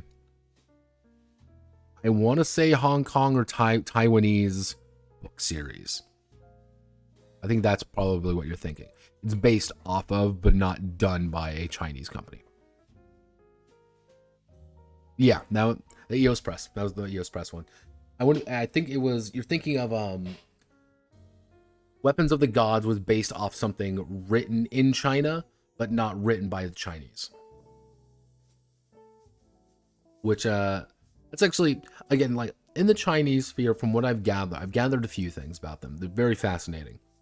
One, China loves its loves, adores, dies for its COC. It loves its Call of Cthulhu. To the point where RPGs are apparently dominated by women in China, like just dominate. It's this huge skew. It's like 70-30, women to men. And everyone runs COC. But I know the two that I know about is they have one based off a wuxia television show that is apparently janky as fuck. But it's there. It's like a very much Chinese one. And they have another one that's like a smartphone based game. That one's a little bit weird. I kind of found that one on my own. But it was like, oh, it's a smartphone role-playing game, but also it's on the table, and here's your characters. It was very strange. I'm like, what the fuck? It might have been a gacha. I do not know. It was kind of weird. I can't remember the name of it. Yeah. Finding the effectiveness score. Then we have the check flow chart. If you really want, like, honest to God, if you want to play this game, you could probably print out a couple of the flow charts and be done with it. Like, that's it. Because here's, again, so for an example, this is just an examples. We go through that, we go there. That is effectively 2.5 pages of just examples. List of checks. Here's the basic checks you can make. Here's how to do them. Here's how it works. Here's how the skills work. Here's what classes are related to it. Oh, you want to make wait a second. You're trying to make a spell maintenance check? You gotta add one of those.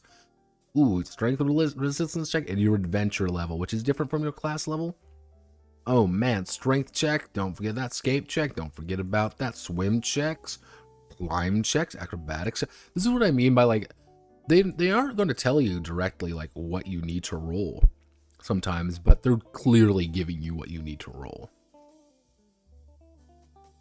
And, like, this isn't even the combat section, by the way. This is them explaining how each of those rolls work.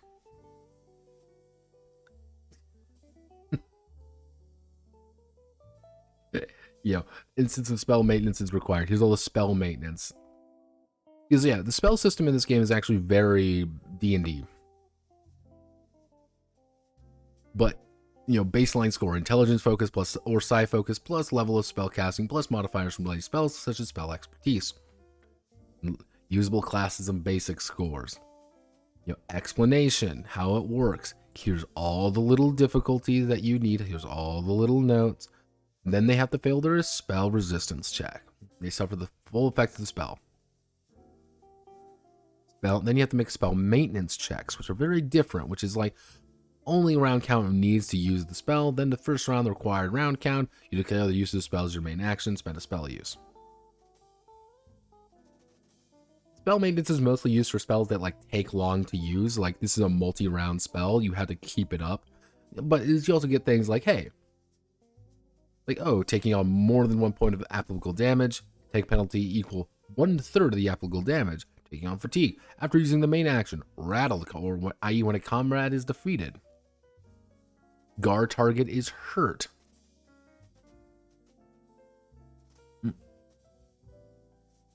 Every 10 minutes outside of battle.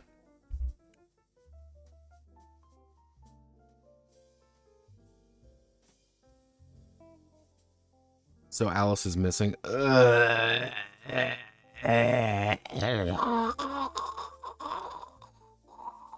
Vomit. I am vomit. I hate Alice is Missing. I think it's a dumb game. But yeah, here's all the checks you could possibly meet. We will get to movement obstruction. That is a silly check. This is a silly check. Oh, you want to do the strength psych resistance? Here's every single check that you could possibly ever need. And we're going to tell you all the little bonuses, all the little fucking problems. Here's the climb checks. Here's the acrobatics, jump checks. Oh, don't you worry about jump checks, baby. We got jump checks for days. Manipulation, first aid, damn straight. We got a manipulation, handiwork, damn straight. Block, damn straight. Stealth, damn straight.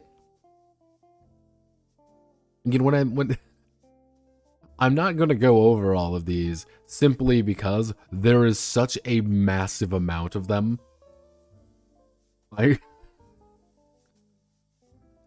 Like, oh, you're prone. Here's all this. Penalty to movement. Penalty for range attacks movement. Penalty to spell usage from movement. Penalty to spell maintenance. Penalty from poor vision.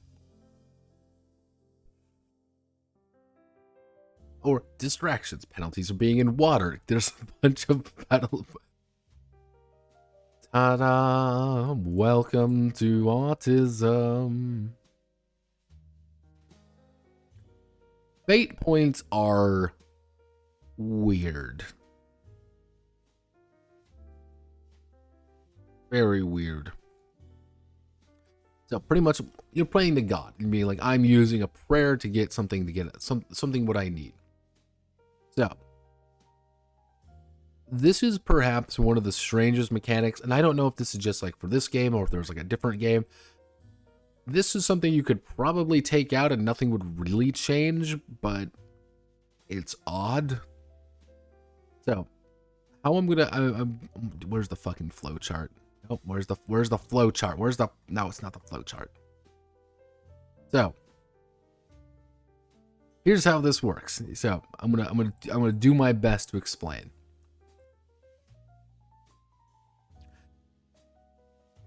At the start of the adventure,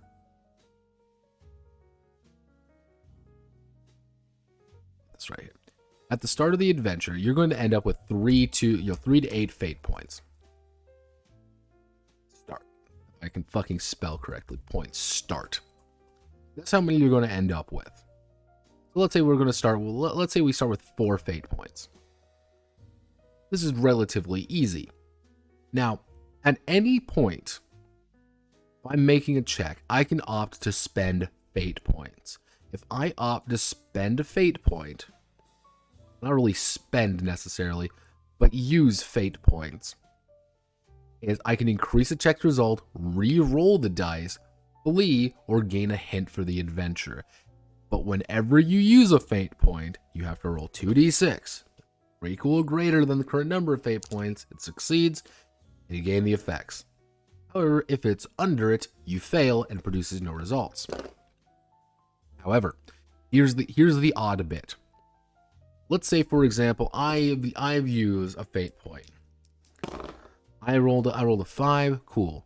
My fate points don't go down; they go up, and they're going to keep going up, even if you succeed or fail. And once they hit 12, you can no longer use any fate points. They're completely gone. The other odd thing is that this is completely shared. This is a pool of fate points. Everyone's working together on that.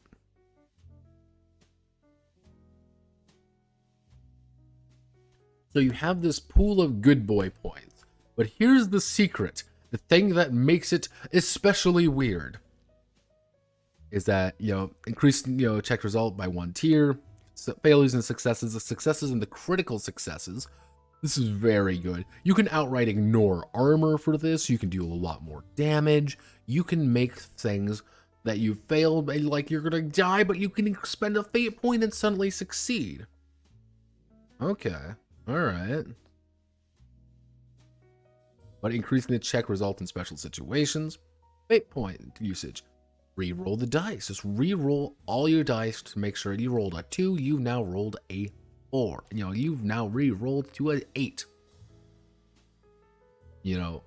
Then add, re-roll all die, then add 1 to each die. Alright. You have the option to run away. If you spend it, you spend all of it, you increase your fate points by 3. However, you've all escaped combat for a minute. Fate has intervened to save you for a bit. Or you can just get an adventure hit. Hint, what's going on? Cool. But this is the odd thing. Bonus experience from fate points. If you manage to get your fate points up to about 8 to 11, you're going to get bonus experience per person doing it. So pretty much if you ask the gods for a lot of help, but not all of their help, you're going to get a bonus for it. So there is a, how do I want to word it? There's a very obvious carrot at the end of this stick. And ooh boy, is it nice. Because 500 XP, if you, let's say you get 2500 XP for a quest, that 500 XP means you get 3000 and you can invest in quite a few different classes.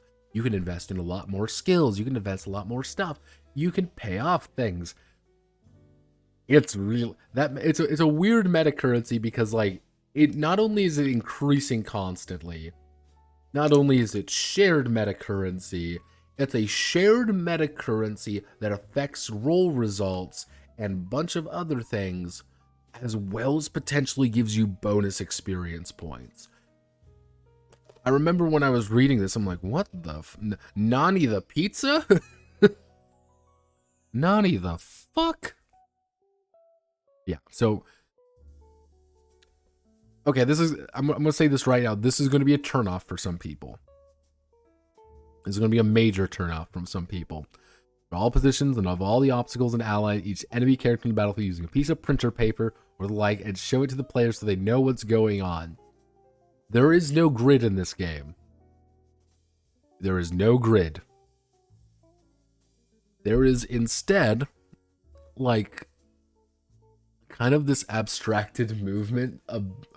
It's very abstracted movement. And, I kept wondering, like, why?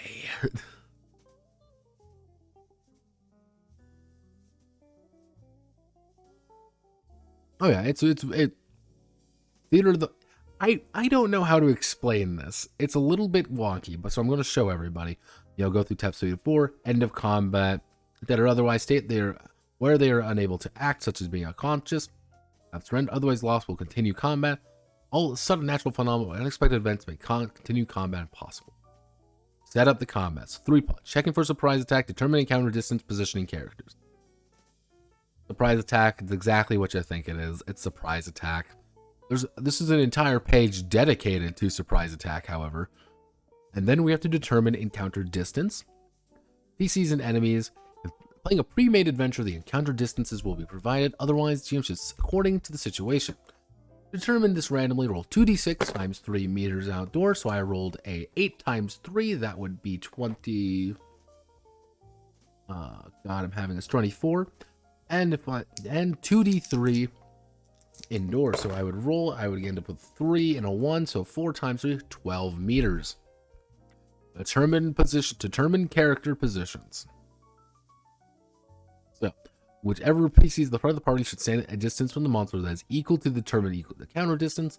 The other character must be within 5 meters behind the PC in the front. So this is what I mean, the battlefield diagram number 1. This is what a battlefield is going to look like.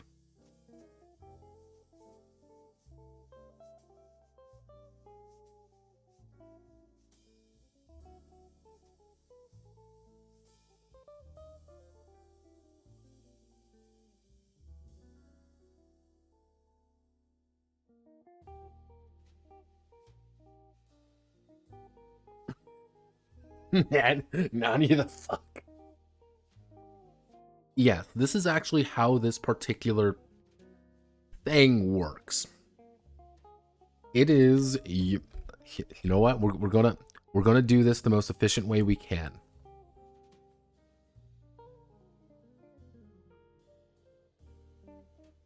Where's my notepad file? We're going to open up.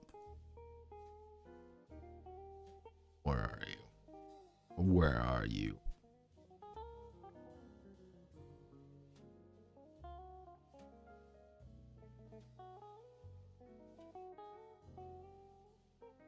Hello, phone. So, here's paint.net. So, how this works is, let's say, for example, we'll use Carlito. Let's say we have a sword man here. And we have Goblin 1 here. Goblin 1 here. And we have Goblin 2 here. And we have well, we'll say big titty wizard lady here.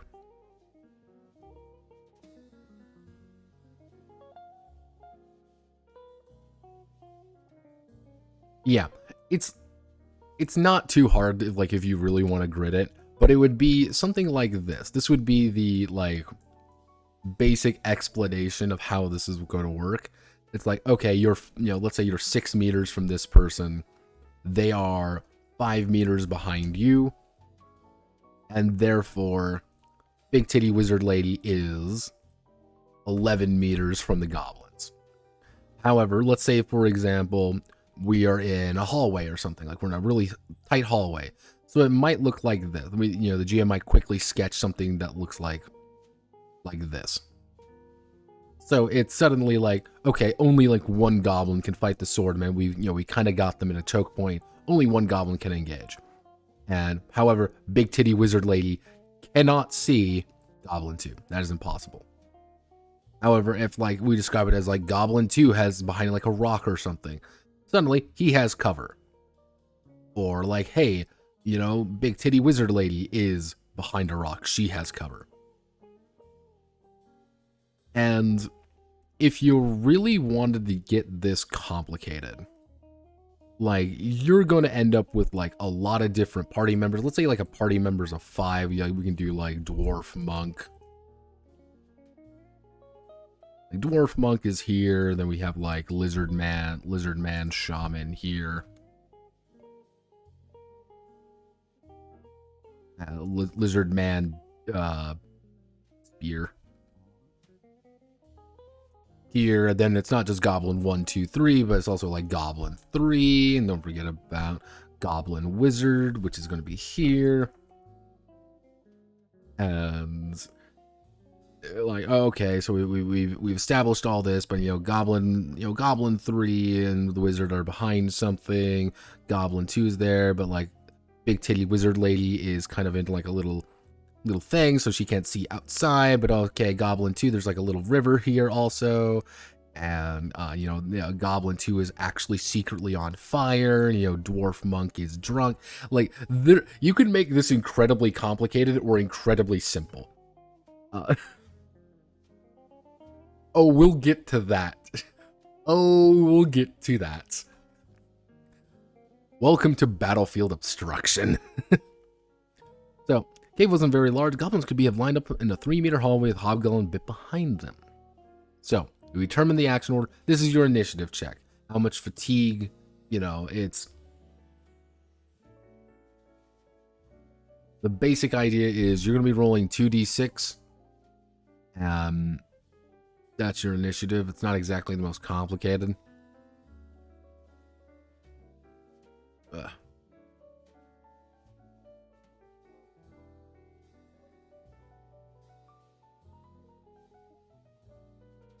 Now, one thing to note as well is that you're going to roll initiative every round. Yes, this is a every round kind of initiative. Very different. Critical success on initiative and failure checks, very different. Minion action order, because there are technically 2 kinds of enemies. There are bosses and minions. Minions have a set value for everything. They say, I have an attack of 5, I have a defense of 7, and I do 1d6 plus 2 damage. Bosses, on the other hand, are going to be rolling 2d6. They get to add, they pretty much have a bonus to things. That's how they do. They have a little bit more random, a little bit more chaotic to what their bonuses are going to be, but it's pretty simple. So, okay, here's all the initiative checks. Let's double check the initiative checks. Let's double check it again. Let's do a triple bad. You will quickly realize through all the examples. Also, sure thing, I'll use you and Dwarf Shield Fighter, henceforth Shield Fighter. I don't know why they keep doing this. Just say Shield Fighter. We've established it the first fucking 5 times.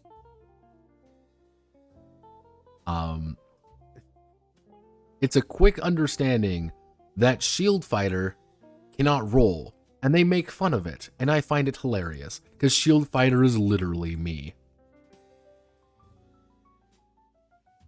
What? Why would a Goblin 2 and 3 go before me with an initiative of 5? Boss can make minions that are leading act the same point in the turn as them. Basically, the minions will have the same initiative as their boss. Then it's a character act. We have movement. Okay, this is where things get a little bit funky. You need to specify a destination and the path from their current location to that destination. Okay, pretty easy to understand. However, it can be straining and time-consuming to calculate using trigonomic functions and pi. So when you need to calculate distances along a path, just eyeball it. Any obstructions barring the character's path will affect them. Obstructing movement. Welcome to this fucking mechanic. Oh boy. There are enemies who fulfill any of the following conditions that may be obstructed. Current position is within reach, 5 meters. Current path brings them within reach. This is your attack of opportunity, effectively. You can attempt to move. If you're attempting to move, you can try to obstruct another person. Effectively, you have to make a check to perform an obstruction. You're trying to stop them from moving. Whoever wins, they are going to have to end their movement within reach of the character who obstructed them, and if they would, you can either break past them or they're going to end up obstructing you, and they kind of choose where you're going to end up. Movement obstruction diagram 1. Wants to obstruct an enemy moving through their reach. It succeeds in obstructing movement. Enemy is stopped within reach. The enemy decides where they want to end their movement.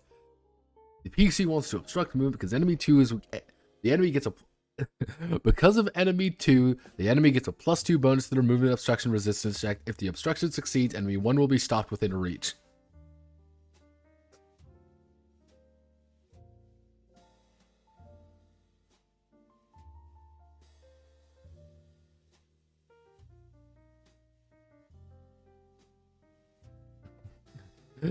Sure, let's get a hypotenuse distance between Titty Wizard and Goblin. The clear Titty Wizard has the intelligence to calculate it. Yes. The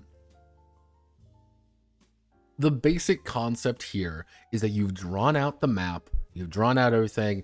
If you're sort of within 5 meters, it'll be like you have to make an obstruction check. If it's sort of within that distance, you gotta try to obstruct them. You gotta try to stop them. Have with like 5 meter reach. I think it's more along the lines of you're kind of within that threat range. I think that's what they're kind of more going for. Not necessarily like within reach, but more along the lines of like you're trying to move past someone and like you can like sidestep and you can like swing a sword over there or something. It's like clearly like I can no longer move or I'm going to get shanked in the side or something. I think that's what they're trying to go for here. Or there was just a mistranslation somewhere along the way. There's a little bit of A, a little bit of B. Like, because this is interesting because they don't use like units or anything. This is where like you could make an argument that in the grid it would be easier. But here's the problem. Going by like rule logic, it's like 5 meters is like about a square. 5 meters would be 15 feet. And I'm like, was there a little bit of miscalculation here? Or is this literally 5 meters? I do not know.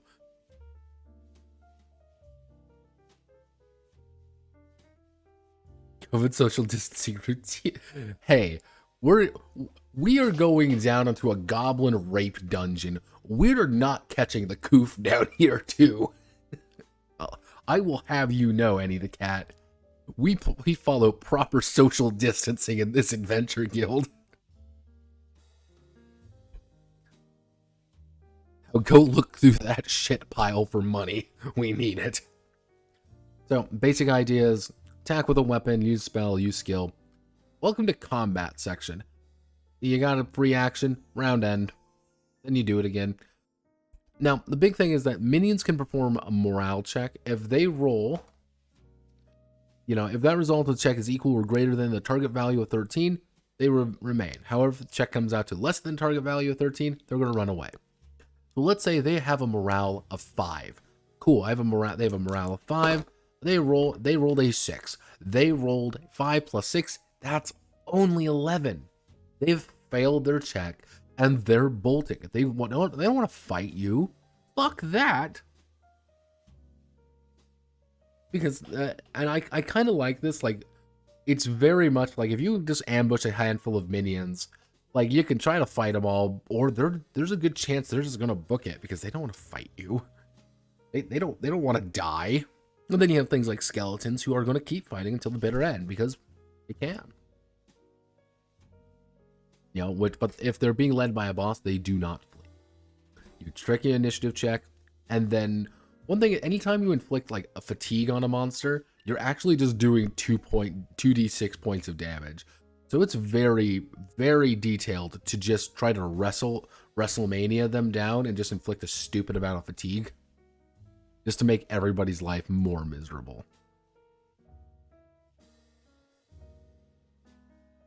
How would you homebrew the movement craziness to be less crazy?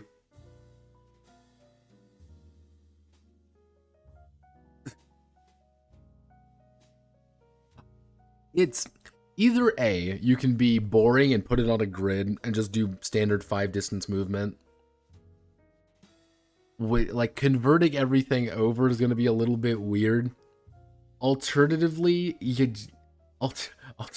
just rewrite the entire fucking thing, but that has its own fucking issue.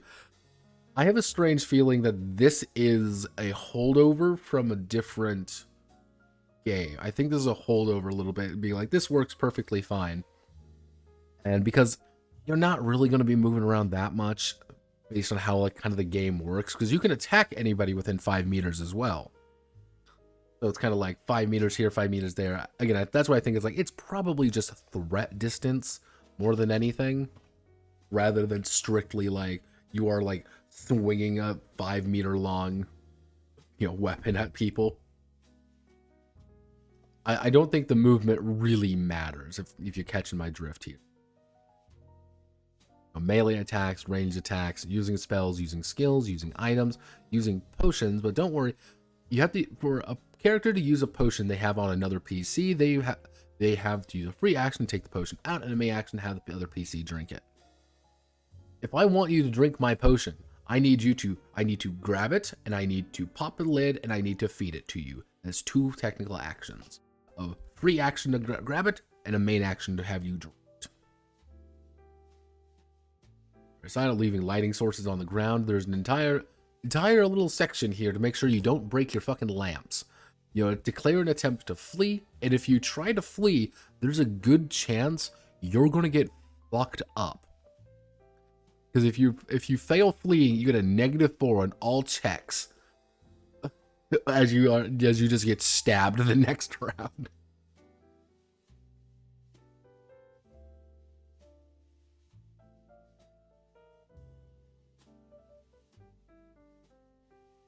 Yeah, like some of these are actually very simple to do. Like, it makes complete sense of how this works.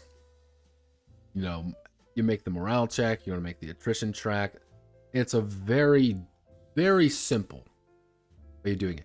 And as I kind of stated before, if you want to make an attack, you're going to roll 2d6 plus whatever your total base to hit score versus a dodge. That's it. You can either, actually more accurately, you can choose to dodge to ignore the damage completely. You can try to block the check, which if you try to block it, you can reduce the damage down. You pretty much add like your shield bonus to damage reduction, but you're still taking damage from it. And those are your 2 options. Try to dodge, try to block. If you hit a critical hit, here's the big thing with the critical hits. A critical hit, it means you're going to do more damage, like this. So for example, with a critical hit, I rolled a critical hit, I've rolled 2 6s, or I've spent a fate point, increased my thing up to a critical, and I'm gonna hit you. I've hit you with a critical hit. I rolled a 2. The defender breaks a bone, gaining 1d6 points of fatigue due to intense pain and blood loss. In addition, until the bone is fixed, any penalties and checks based on the fatigue rank are multiplied by 2. the defender is a monster, all damage they take after reducing it with their armor score is multiplied by 2. Now, interestingly enough, is how this would work. Technically, what you do is you roll a 1d6. I rolled a 3. I would have done, since they take 2d6 damage, they would do 6d6 damage to this monster. Because I broke its bone. Because they just take any fatigue damage they take, this gets immediately applied to them.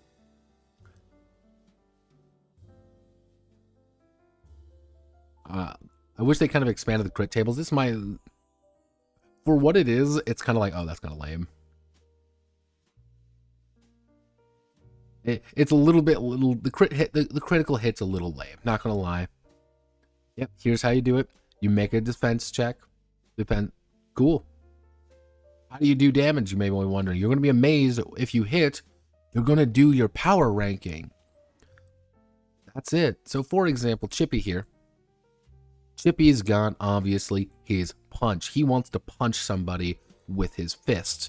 You know, someone's closed the distance, he puts his dart gun away. It's time for the sacred art of Chip Fu. And let's say I roll, I hit, and I'm going to have to do damage now. I'm going to take my 1d3. I'm going to roll. I rolled 2. I add 2 plus 5. I do 7 damage. That's it. It's the standing here. I realize, you're just like me, trying to make history as I, rush forward as I deck a bitch in the face with my claws. That's how it goes. Hey, I'm gonna roll with my dart gun. How much damage am I gonna do if I hit you successfully? I'm gonna do 6 because I rolled a 4. Bing! I've done damage. I'm a winner. I'm a real OG. That's it. Not exactly complicated. However, this is one interesting bit that I think is very interesting. Why am I the way that I am? The higher you roll on your raw amount of value means you're going to potentially do more damage. So for my dart gun, for example, I have a 12 on it. I get a plus 12. So I'm going to take my 2d6. And I'm going to roll. Man, I rolled a 10. I rolled a 10 plus my 12. That means I rolled a 22. I'm going to do an additional 2d6 damage. So I'm going to roll 3d6 plus 3 for a grand total of 11. That's a 14 plus 2, I believe. 14 plus 2. Yes. I rolled a total of 16 damage with my one dart gun. Go pew! That's damage. You can take quite a bit of damage. And that's kind of the point. And I kind of like it. Now, applied damage is exactly what you think it is. Reduce damage from spells. Damage from other sources. And then, congratulations, we have another flowchart. Spell resistance is very good because if you patch your spell resistance, you can have damage.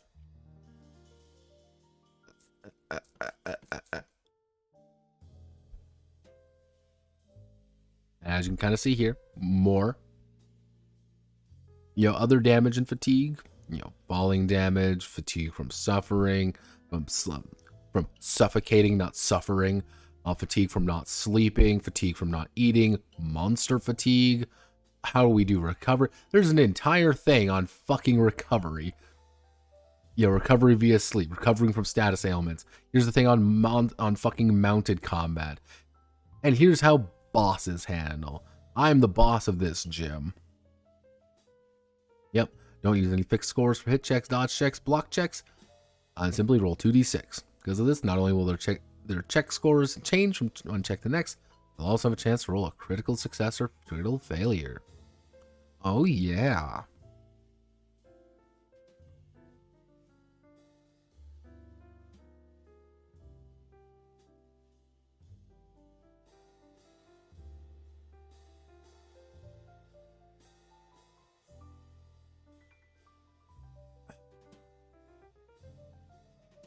You can kind of see here, however, bosses are pretty much important people. They're very strong. They can get people to actually work together. That's like the big thing, which you want to support. The minions support the boss. This is actually a very important mechanic here, which is, for example, let's say we have a hobgoblin and 2 goblins. Those 2 goblins can support the hobgoblins effectively for their action. Instead of doing like damage to you, instead of attacking, they're just feeding onto the main guy. They have him do more damage, to have his hit chance go up, generally being a better person.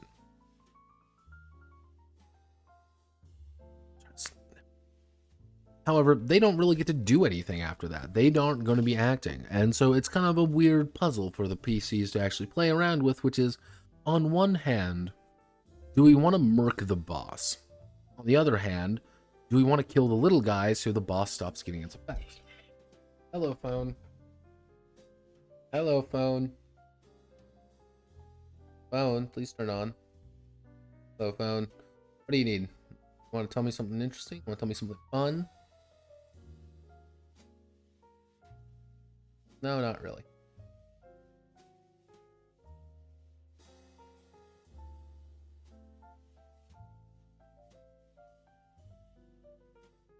Oh, jeez.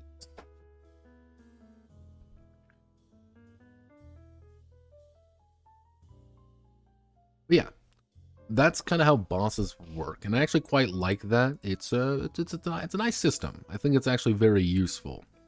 Minion combat actions. They really shouldn't be doing much.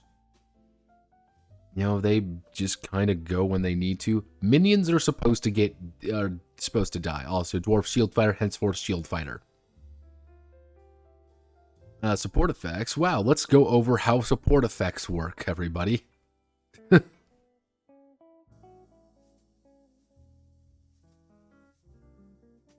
I'll attack Goblin straightforward. Let's do all the damage, Let's do a full combat, effectively.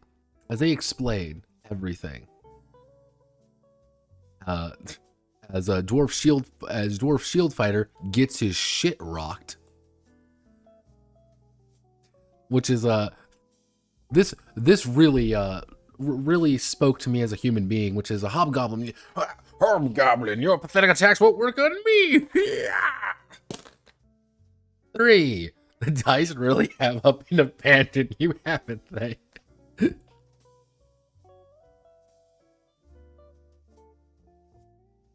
Yeah, it's a nice kind of circle, you could say. The boss is there. We want to kill the minions. But it's also that basic logic. You kill the ads before the boss.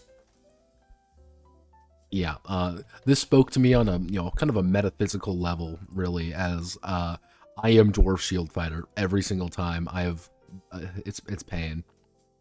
And here's the entire spell section. You're able to learn a number of spells equal to their spell casting class's skill level. Must be a spell system that class uses. And nope, you don't forget about bonus spells, very important. Usable spells, basic scores for spells, use checks, intelligence focus, psych focus. All the kind of the miracle focused ones, kind of the priestly ones that use psych. However, sorcerer are the ones that use intelligence. Usage conditions: either audibly speak or chant the words. Miracles must audibly chant. Immediate presence of spirit to be able to use the ability to pay their cost. Boost the voice is learn skill faith. Powerful force of will. Armor on spell casting. Use spells, light armor, all armor, light. So it's pretty much light armor or all armor. So if you want to, again, full plate priest is entirely possible. If you want to beat a man to death with the power of the Lord, it is not only encouraged, but very valid. And I like that aspect. And you want to talk how spells work. This is how spells work. Now, give me 1 second. I can, we go all the way down here. This is how a spell is actually kind of, you can kind of argue that, like, this is how spells are kind of done. This is not a combat spell, but bear with me. This is for example, mind reading. This is words of true power, so these are what sorcerers can use. It's a mind spell. It's difficulty 10. I'm going to take my dice. I'm going to add my bonuses in. Roll. Let's say I succeed. Effect. So I read the target. What level thoughts are there? If the target passes spell resistance and the spell has no effect. If the target is sentient or any kind of existence completely different from the caster, the target gains +4 bonus to spell resistance check. However, if you succeed, you get all these bonuses. However, if you get really high, you can get more effects out of it, but you also get to alienum effectus accepio. Other person's feelings accept. You don't need any catalyst for it. You want to do magic missile? Here's all the magic missile stuff. Magical fog? Here's all this. Mage shield? Very important. This is also... These aren't very complicated. And I like this about this particular one because you actually get quite a few different spells. And a lot of them have different abilities and different effects. And I think it works pretty well.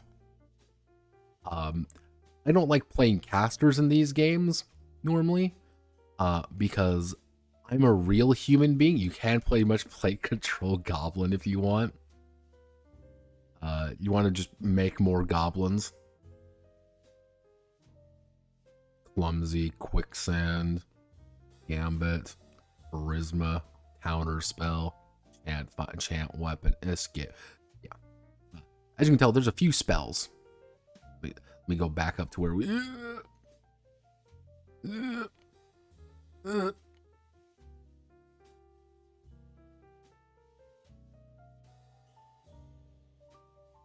Gah. But yeah, like the spells can actually do quite a bit. Is there explosion spell?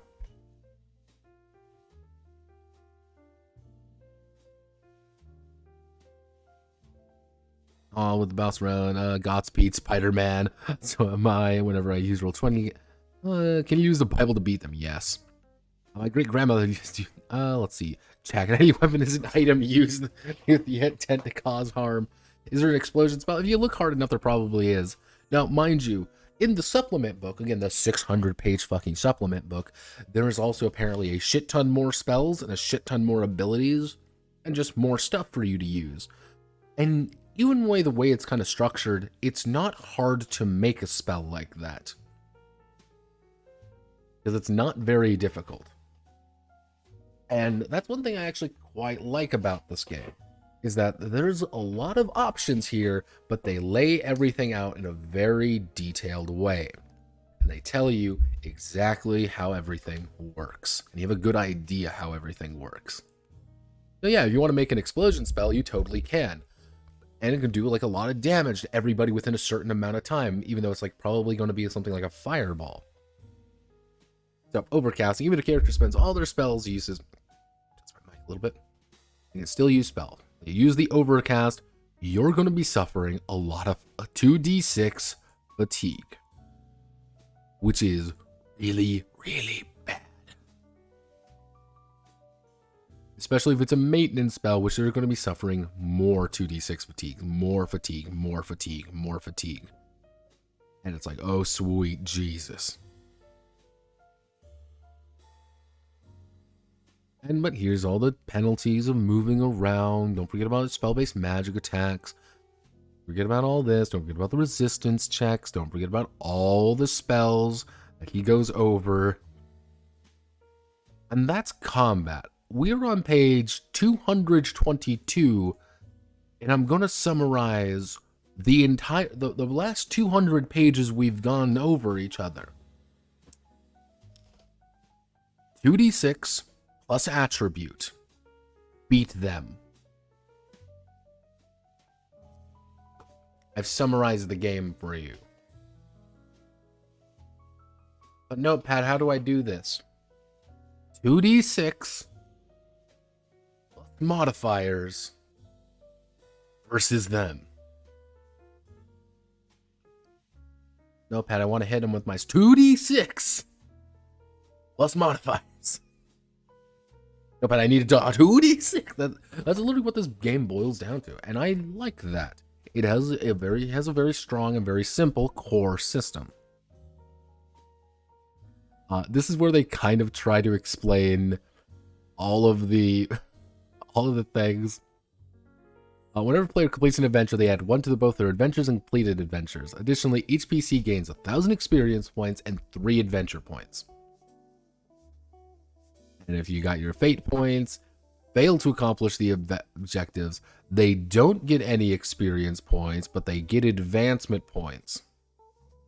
So it's like you're constantly getting, you're always getting a drip feed of advancement points. You're always getting drip fed. Here's a few more advancement points. Here's a few more advancement points, because that's how you're going to improve your skills. Even if you fail an objective, you still may be able to get something out of it. And like, man, we didn't anticipate, failing this objective. Like, something happened, like someone got away. We didn't find the thief because he got away. You're still getting something for it. I like that, because technically, experience points have no cap. But you can also spend 500 experience points for an advancement point, which you're encouraged to do. You're always encouraged to spend your experience. You don't try to hoard it up too much. There's no value in hoarding it. However, maybe spending a shit ton of it at a point that feels good may be the right option. GM may give special permission to do so during the adventure itself, as long as the PCs are able to rest in a safe place. So your adventure level is the cumulative experience you have. That's why I say after about the first level, after about like first adventure or two, you're going to end up as adventure level 2. And by the time you hit at like adventure level 3, that's going to take you a few more. I would say like the major gap is 4 to 5. That's 5,000 XP. That's about 5, maybe 6 adventures. That's when you start kind of getting the higher ranking stuff. That's where things get a lot more harder, and then it gets like, oh, you need 7,000 experience. You need 10,000 experience. You need. That's kind of like where the jump is 4 to 5. Because after you hit 5, things slow down exponentially. Because platinum ranked people are adventure level 10. I'm assuming, I would make a wild guess that most adventures, most games of this are going to kind of peter out probably about level 6. That's going to be kind of my guess. About level 6, maybe level 7.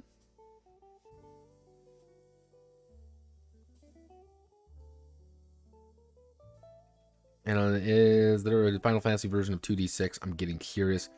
You can argue Alshard is. I believe that uses the same system. I do know there is a Final Fantasy. I did do a Final Fantasy case. It's probably there. I believe Omega Fantasy was 2d6. I think so. Is Mega Fantasy 2d6? I did a fucking video on that.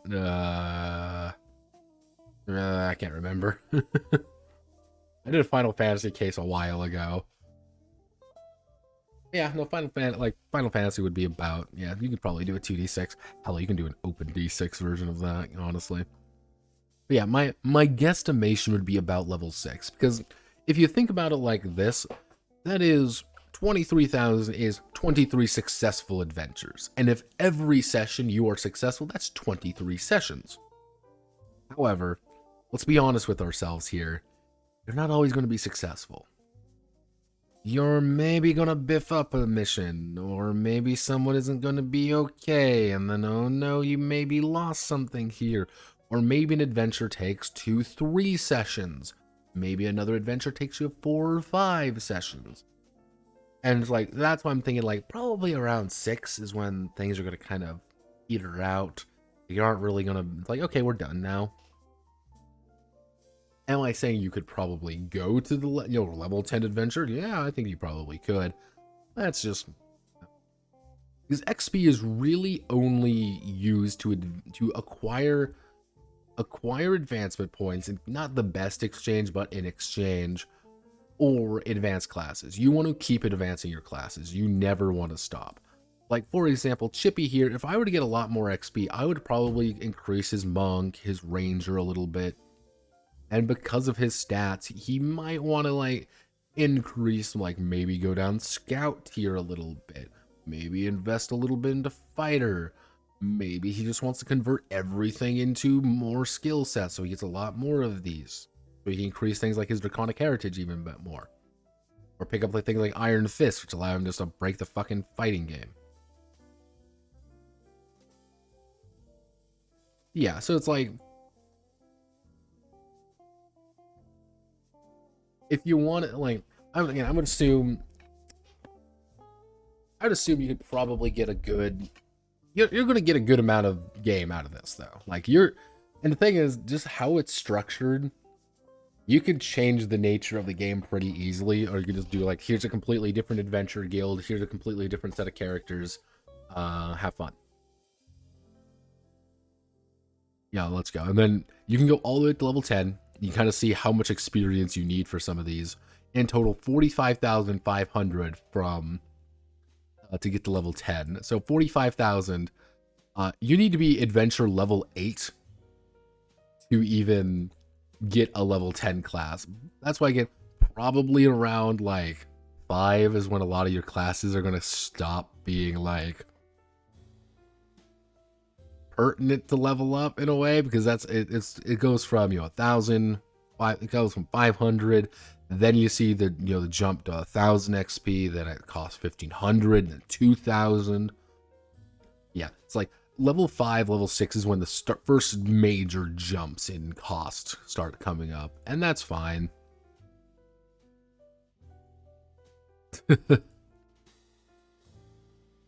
Yeah. Learning spell, let's see, you can also learn one spell from whatever spell system matches the class. You can learn one additional spell for each level of that class they game. Technically, if you want to be a real gamer, if I wanted to be a real gamer with Chippy, is I could invest in a one of these and just pick up a free spell. Be like, yeah, I'm a level 1 dragon priest, so I can heal myself. Cast self heal or something like that. In between using my dart gun, because dart gun is fun.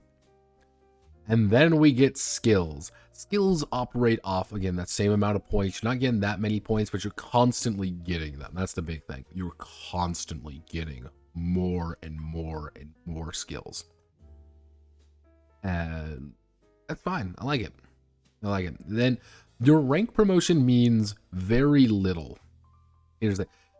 This means very little in, like, how do I want to word that? Like,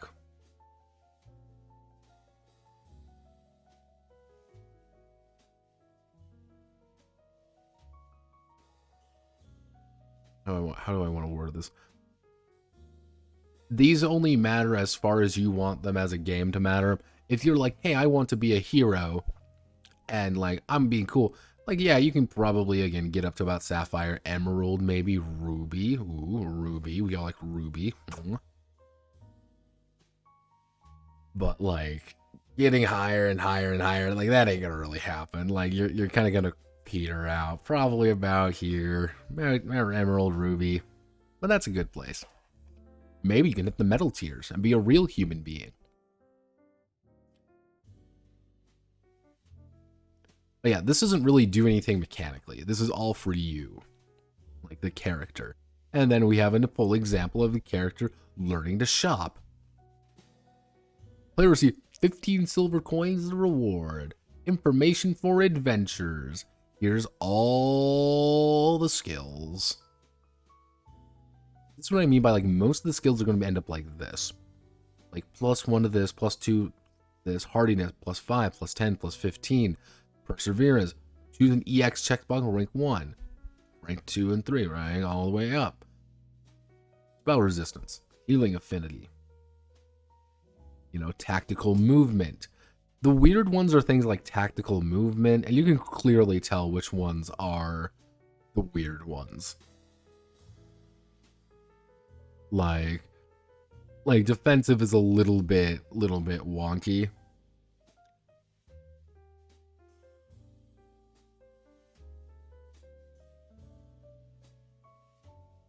Attempt to reduce by me dropping to the ground or jumping back.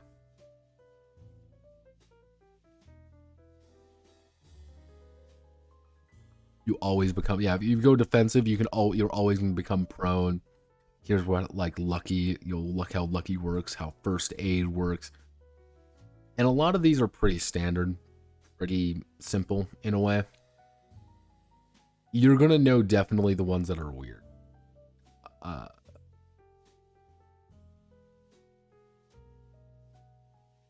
Oh, yeah, this is penny pinching. Mind you, I'm the accountant when it comes to my group. I'm an accountant. I keep track of all the money. And I am like, I nickel and dime. I'm like, okay, we are not buying the level 2 healing potions. We only need a level 1. I optimize. I am that guy. Now, this is also one thing you also notice as well, is that there's a lot of these XX skills. XX means though there's a lot of varieties of them, and if you're wearing that kind of armor, you get to improve yourself using it. So, for example, as the mastery grade, if I choose, let's say, light armor, I might have intermediate light armor. I get a +2 to my armor score, whatever that is, just because of who I am. Oh, look, everyone, I get a bonus to my shield. Oh, look, martial arts, which is weird. This isn't martial arts. This is just martial. Like, I get what they're going for. This is not incorrect. However, yeah, this is what I mean by, like, you need 7 levels in monk or scout. One weird thing is this is like at least 7 levels in monk or scout. I don't know if that is you need 7 levels in one, or like I could have a 4 in monk and a 3 in scout, and that counts as 7 levels between the two. That's a little bit wonky. Encumbered action, like, oh, here's all these bonuses, and like rampart, provoke, here's how to parry. Don't forget all the parry effects. Don't forget a strongbow slashing. Very important, slashing. Strongbow bludgeon. Piercing attacks. Ooh. Oh, very important. Here's the slice attacks. Here's the blinding attacks. Here's your rapid fire. This is where things like, oh, you want to do rapid fire? Well, you make a ranged attack with a weapon that has rapid fire, and in effect, you can perform the attack twice. Cool. Curved shot. This is like, hey, this is kind of one of the cool ones. And you fire an arrow in a ranged weapon that will fly in a curve to strike an enemy in their blind spot. Your bow's range is halved, and it takes -2 penalty to its power. In addition, because it flies in an arc, it needs plenty of room for it to fly. And yeah, you get some of these bigger ones like, oh, hey, like if you get an expert, you get a -4 penalty to dodge it. Or, oh, well, you're really good at it.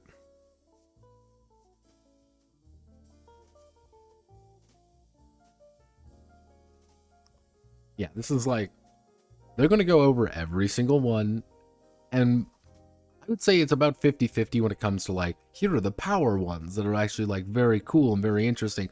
Others of them are like, get a +1 to this very useful thing. It's like, what are you kind of looking for? Like Chippy, for example, I went with weapon close combat, hardiness, and yeah, just these two. This is all I could afford at level 1. Which was just a flat more health, because I thought that was fairly important to boost myself up, and weapons close combat, which I get a +1 to hit if I use unarmed attacks. Very simple, very to the point. It's kind of a crapshoot, like what's better. Like you need to like, I'm assuming like each I don't know. Each character is going to want to have a different build, you could say. Being like, if you're using like a big 2-handed weapon and you've min-maxed the shit out of it, you're going to want to get mowed down, obviously. Or if you're like, okay, if I want to go for more of a dual wielding class, you're going to have to pick up dual wielding right away. Burst of strength, you're going to need that. Iron fist. Like, for example, as a monk, I would probably want to pick up Iron Fist fairly quickly, because I can just rank that up to get more and more damage over time to my basic attack. That's fairly useful. And spell casting classes. Yep. Here's monster knowledge. Here's spell expertises. You know, here's the master of this. They do not fuck around. You're gonna know all of this. And general skills, very cheap to pick up. And all these are gonna have their own different rules, different ideas.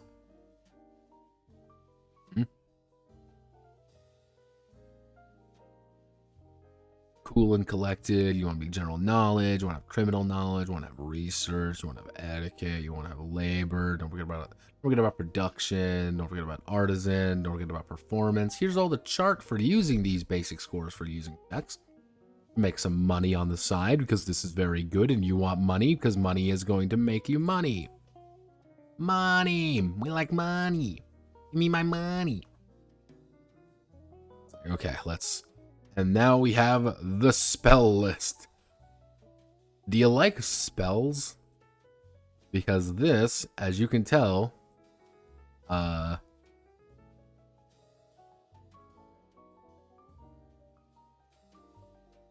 actually do a little bit of accounting. Okay, we're going to do a little bit of a count here. The spells officially begin on page 282. That's where they officially begin. Let's go all the way down until we finish the spells.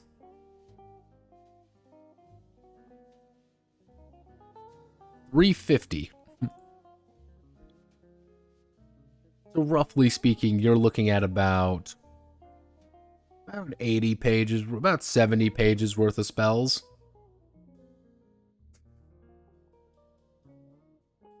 Don't forget about the items lists. Each item has its own various different sets of skills and abilities. Very important. It's great. Don't forget about this. Here's all the weapons. You like the weapons? Ooh, baby. Blunt sword. Let's be poor. Yeah. There are weird weapons. I would say, like, the Jamaldar is a weird weapon. A sword built into a gauntlet meant for punching, often mistaken for a guitar. I think this might just be like an autism thing, being just like, oh man, I fucking love the Jamaldar. That's like my weapon of choice in this European fantasy world. Like, cool. Cool. What's the... You can technically yeet the cutlass for additional damage. Scimitar, the good old scimitar. A rapier. You want to get a rapier? Pierce damage. You know, the broadsword has its own advantages. You're gonna go bankrupt if you take that, but yeah, we can deal with it. Or you want to be a real hero. You can be a real hero.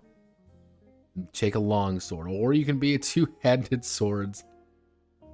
Like, or you take the Eastern Saber. Yes, you can have a katana in this game, and that's entirely there. And katanas are kind of bad. No masterwork katana bullshit in this game. Estoc, flamberge, great sword, blunt axe, hatchet, hand axe, tomahawk, battle axe, great axe, halberd,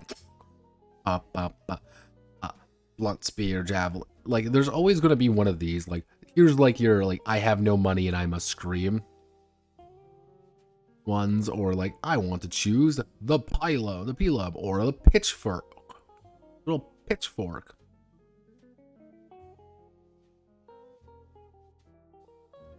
A rake for farming work, used for carrying hay and for riots. The idea that demons carry them to fling people into fire is a superstition. They set fire to the people directly. The writing in this game can be funny when it wants to be. Like, there are little like quips that are like, yep, this is kind of amusing. Like, you want to play blackjacks, clubs, maces, pickaxes, heavy maces, morning, or picks, horn hammer. Staves, priests, courses, none. Yeah, these are the technically nunchucks. For some reason, nunchucks count as staff weapons. So if you really want to, you can play Bruce Lee priest, and be like, okay, it's now my time, as you like nunchuck somebody in the face. Why? I don't know.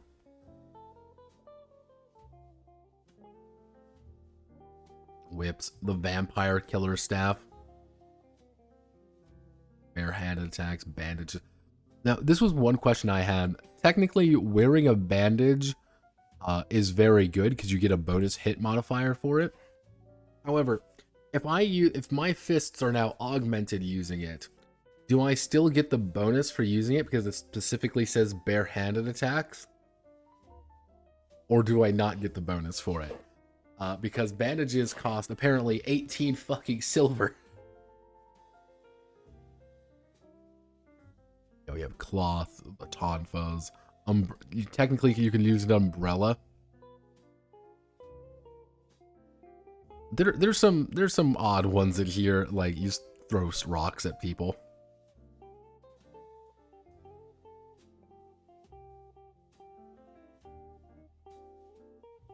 You know, good old darts. Technically, I use darts for shooting. The flying guillotine is in here. The dart gun. This gun counts as a bow, which I noticed. Technically, this gun counts as a bow. I'm going to bankrupt myself with 630 silver. However, the fact that a hand cannon does count as a bludgeoning weapon.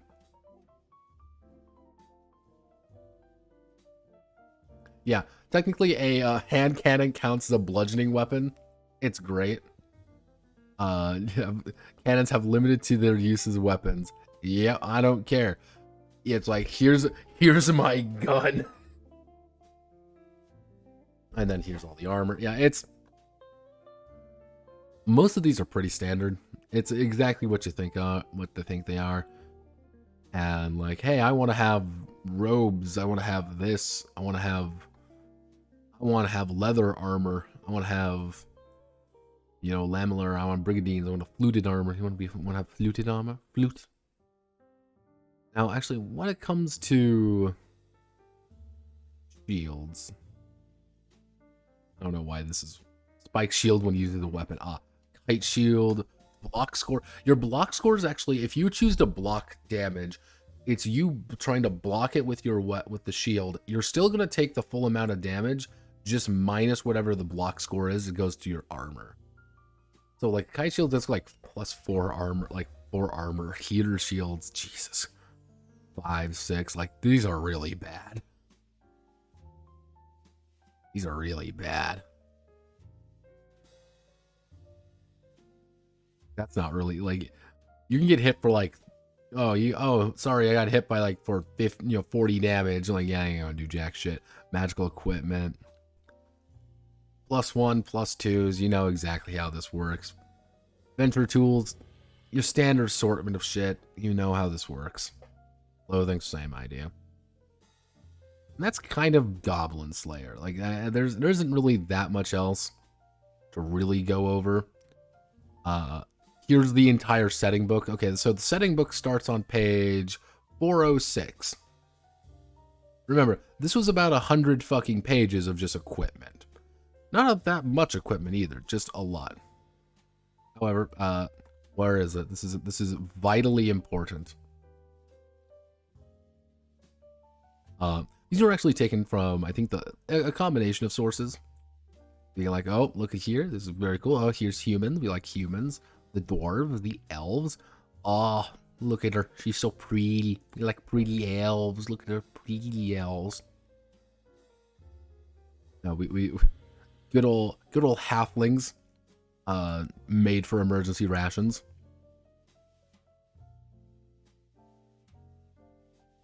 Padfoots, beastmen, humanoids, lizardmen. Padfoots are apparently in the expansion. You know, like that's where they want to be. Like that's where they want to bring them in. It's like, yeah, you want to play a harpy? It's going to be an expansion of Myrmidons. Same idea. You know, dark elves. Dark elves are evil. Demons, super evil. Vampires, uber evil. Normal people in open sunlight. The gods. Duh. The Earth Mother. You want like a full-on, yeah. But technically, the supreme god, that's sword Catholicism. As you can tell by the god on high does appreciate his women, his busty women with swords, which I can understand. I get it. I get it. Oh yeah, I forgot. Give me one second. I need to show everyone the because there is a god, and that god is hilarious. Where is it? We need to go to the armor. This is essential armor. Ah, yes, right here.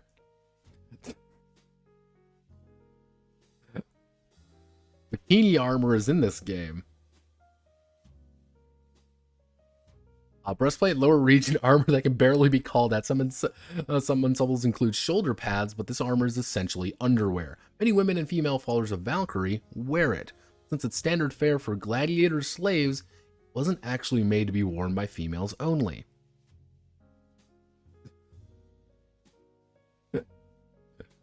Effects, heavy 4-8, +2 to negotiate, tempt. If the wearer is at least one level increased to Valkyrie, they gain +2 to negotiation checks. Yeah, that's just in here. I remember I was kind of like looking around. I'm like, da-da-da-da-da, you know, I'm hanging out. I'm thinking stuff like, oh, this is kind of neat. Oh, this is kind of neat. Oh, this is kind of neat. And I looked at it, I'm like, what the fuck? Oh, all right, that's a thing. It's one of those moments you just kind of gotta nod and be like, yes, I understand. Okay, let's do religious views of the races. Myrmidons, have no fear. Have no fear.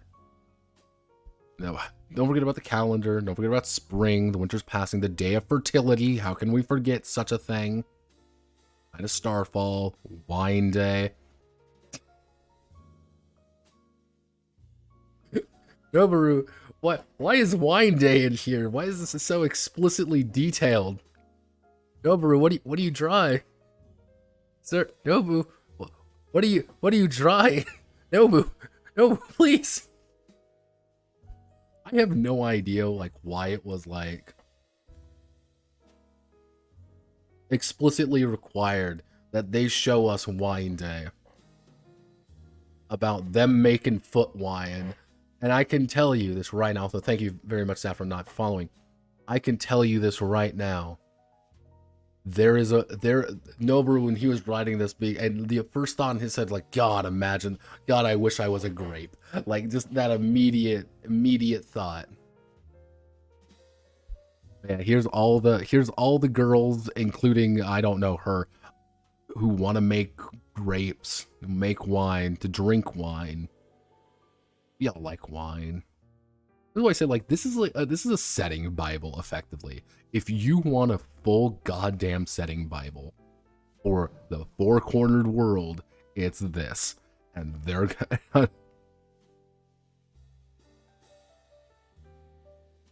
yeah, our brave heroes. Priestess, man who kills goblins. Ass. Seething man. Boobs. Yeah. Noboru has a taste. I'm gonna say that. I can respect the man. He's got a taste. He knows exactly what he likes. Yeah. This was, the Rogues Guild was the one with literal Johnsons and runners and shit like. The Rogues Guild is a massive Shadowrun reference. Yeah, literally runners. Other guilds, the temples, the academies, the military, the merchant guild, various evil cults. How does the economy work? How do slaves work? How do languages work? How does food taste? How does this look? Have no fear. This is essential. Look at the beautiful amounts of food we have here. Yummy, delicious. Priestess possibly, priestess, what are you doing? Don't try to eat the elf. They do not taste good. We are not done yet, by the way. Famous people: the king, sword maiden, female merchant. This is the one problem when it comes to how the naming scheme works. Ah, yes, my favorite character, the king, sword maiden. Yeah. I'll make with those adventures with enough renown. And cultivate on her adventure, no room for doubt. I believe Sword Maiden got gobbed. I believe that was like a thing. Why is the eating censored? Eating censored? Nah, it's just eating. What the fuck is... I think he's spitting something out. I think that's the idea, like he's spitting something out. I don't think it's censored. It's like, oh my god, something's there. Let's see. Okay, let's see other amazing names of female merchant, female general, the golden knight, the elf with the flower crown.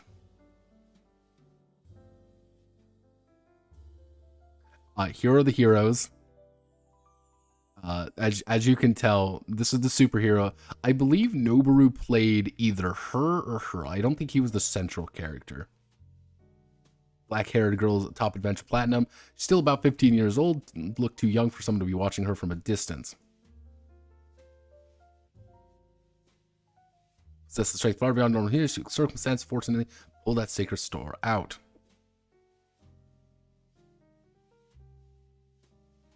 Yeah, a sword saint and the sage. The informant, the knight of diamonds. Then over here's adventuring locales, caves, ruins, labyrinths. Okay, we finally made it to the game master section on page 500. And this is, it's GM stuff. It's going to tell you how to make adventures. It's going to come up with mysteries. Like, here's like what rewards are going to be like. How much money are you going to be making? How much is this going to be making? Bonus experiences from fate points. How do we do this?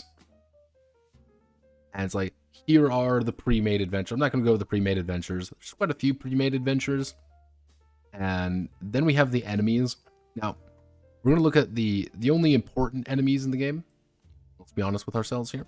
The only important enemies are goblins. I love goblins. This is what a basic Goblino looks like. As you can tell,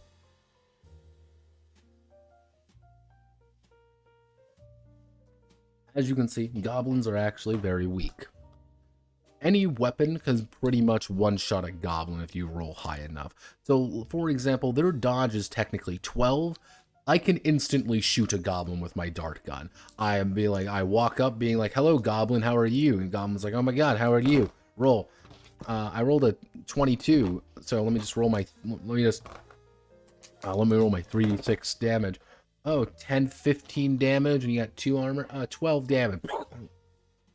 Goblin is now dead.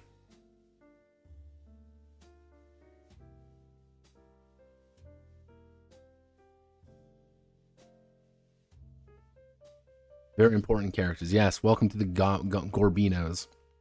Goblin archers. Goblin magicians. Yes, if you have a goblin magician, you can choose to make them a boss. If you make them a boss, they have this stat for when they make attacks. And anytime they dodge, they make 2d6 plus 5. And if they are not a boss, however, is the thing. They're not a boss, they only have a 12-12. They're a regular goblin. You can just beat them. But don't worry, they have Firebolt. They can use Firebolt twice and deflect missile. Very important. Or if you're playing a hobgoblin, here's how hobgoblins operate.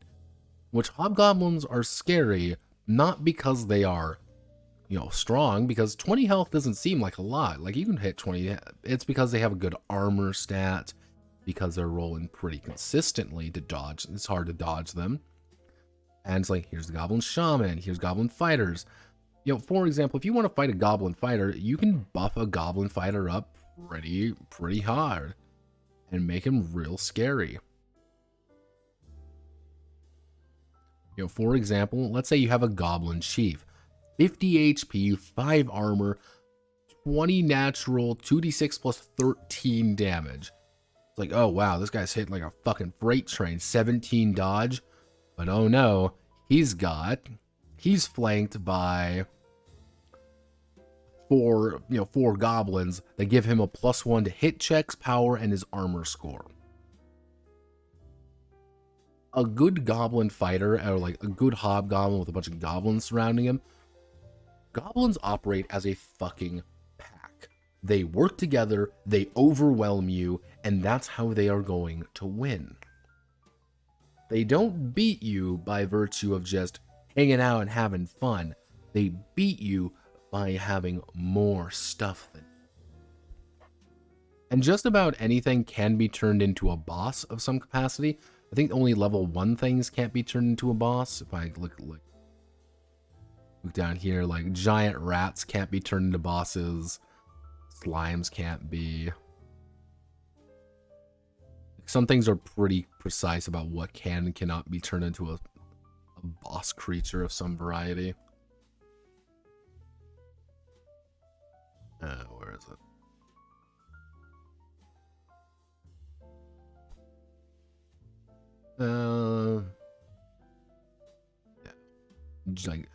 Like a giant vulture you can turn into a boss, actually. A basilisk you can turn in. A basilisk isn't going to be a botch, it's just going to fuck your day up.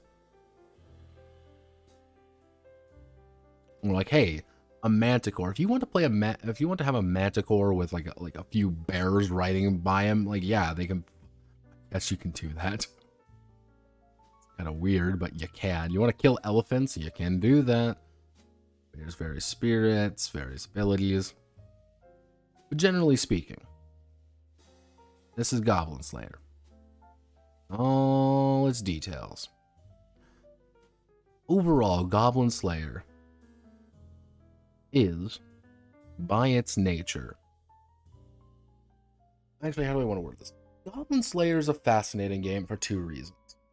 1, I think it's a very solid game. I like it. I'm going to be honest with you. I'm going to be frank. I like it. I think it appeals to a very certain part of that primal Unga Bunga brain that dislikes adventure. It fills a very unique, I would say a fairly unique niche. It's not quite OSR, it's not quite 5e, it's a little bit higher, I would say a higher tier than 5e, but it has the right amount of rightness in it. Things are dangerous, you get hit. It has that OSR mud and blood without all of the association with OSR that has some issues there. Because characters aren't really going to die super easily. Like, there are actually quite a few things to save your ass in there, and it's not like you're supposed to have your character just get like immediately murked at level 1 and just like never see it. No. You kind of hit the stride a lot easier in this game. Like, yeah, you might lose a level 1 or level 2 character pretty quickly, but you're always going to be able to hit that stride a lot better. Be able to start enjoying that game. You know, it's like, oh, it's the, how do I want to word it? The fun part of OSR, not the, I'm a level 1, I've died 5 times OSR. I think the other odd bit about this game is that this is the closest thing to Sword World we currently have. And I hope it does well, because I think it fulfills what it sets out to do. However, this is a very important thing. Do I believe Goblin Slayer, the TRPG, is gonna be this miracle that's gonna sell everywhere and it's gonna rake in millions of dollars? Abso-fucking-lutely not. No. No. Because one problem is, Goblin Slayer is competing against 2 very distinct entities. They are competing against the entirety of OSR, and it is competing against D&D. Here, there are going to be people who write it off immediately because it's Goblin Slayer. I don't like Goblin Slayer. I'm not going to play the game. There's going to be people who write it off immediately because it's fantasy. I don't like fantasy. I'm going to play something else. Chaos Brain's going to take over. I don't like it because of what it is. I don't like it because it's anime. I don't like it because it's just not. And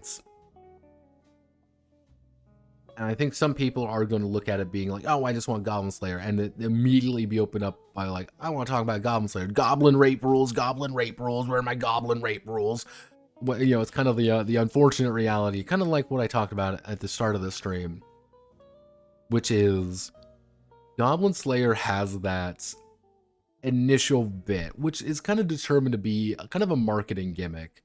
People have kind of reasoned out, being like, the marketing gimmick, but people really don't know. And people can be like, well, it's a 5e, it's based off 5e, why do I just play it in 5e? Like, well, no, not really. But, I want Goblin Slayer to succeed. But I want Goblin Slayer to succeed so we get Sword World over here eventually. Yeah, it was blown out of proportion. It was blown completely out of proportion. But the problem is, it doesn't matter. It's there. And everyone, and the people who hate it are going to look at it being like, oh, you want to play Goblin Slayer? You just want to play your weird rape fantasy. And there's going to be a shit ton of people who are just never going to touch this book because of what it is. And that sucks. Because you can strip away the Goblin Slayer aspect. If you replace the cover with, and you call it like, I don't fucking know, Adventure Time Now anime bullshit. I'm great at naming things. Then the entire game still fucking works. Which I enjoy. I think that's a good thing about this game. Sword Art Online. That it does not do. But will it succeed? Do I recommend this game? Of course I recommend this game. Do I think that it's going to do well? I don't know. I really don't know. And the thing is, I don't think we will know for about another year or so. If we hear that Yen Press is like, oh, well, we're going to do the supplement, then yeah, I think it's done well. If we do not hear that Yen Press wants to do the supplement, maybe not. Maybe it didn't do as well as they hoped. But this is a gamble for them, and hopefully it pays off. But yeah, I think it's good. I would wish we got more. Here's the thing. I wish we got more Japanese games. I'm not saying this is a weeb either. I'm saying this as someone who genuinely appreciates games from Japan. I'm very positive toward games in Japan. I've shit on a few, Gloria, looking at you, but I do enjoy them. I wish we got more of them. I wish we had a more consistent, flow of them into the States, just as much as we got a more consistent flow of games from Spain, from France, from Italy. But yeah, yeah. As one person did say, very tactically, there are a lot of bad games in Japan. I made the rough estimate that probably we do not see 90% of RPGs in Japan. We don't probably see 90% of them. That's why I've been kind of, again, I told people about this last time, so I don't need to keep you open anymore. But this has been my small obsession for a while. This is Kiznaido. This is a very specific RPG about ghosts. This is never, ever, ever going to get a full translation. That's why I am doing a blind idiot Dawang translation. There's a fucking Google Plus. Yeah, that's why it's like I'm doing a Dawang translation of it. A blind idiot one. Because I know we are never going to get this. No one is ever going to translate this because I found it on fucking Twitter of all things. because the guy retweeted it. However, following the most basic law of the universe, 90% of everything is shit. Of those 90% of games that we will never see or never hear about, I'm going to make a wild guess and say not all of them are perfect gems. Some of them are probably bad. Probably a lot of them are bad. Probably a lot of them are real bad. I wouldn't be surprised if there's a guy right now in Japan who's sitting at his computer reading through these books as well, being like, why do these things suck so much? Why is this awful? I hate this. It's the same shit as we saw before. This is just a shitty ripoff. It's bad. Just as much as everything else. But I don't know. Maybe we'll see more. Maybe this will pay off for them. Maybe where Goblin Slayer really was the hero we needed. So I'm going to call it there for today. Thank you all for watching. Have a wonderful rest of your day. Let's see it. Doubt this game will get much traction. OSR Discord server, man, it got quick 10 minutes of coverage and everyone just dropped it. Yeah, ironically enough, I think it's going to find a niche. Because if we go here, yeah, like this has had 3 full threads of, yeah, this has had 3 full threads of people talking about it. But mind you, this has been 3 full threads of kind of talking about shit, if that makes sense. Like, just talking shit about people and things. Well, you know, like, people clearly care. Here's the thing, people clearly care.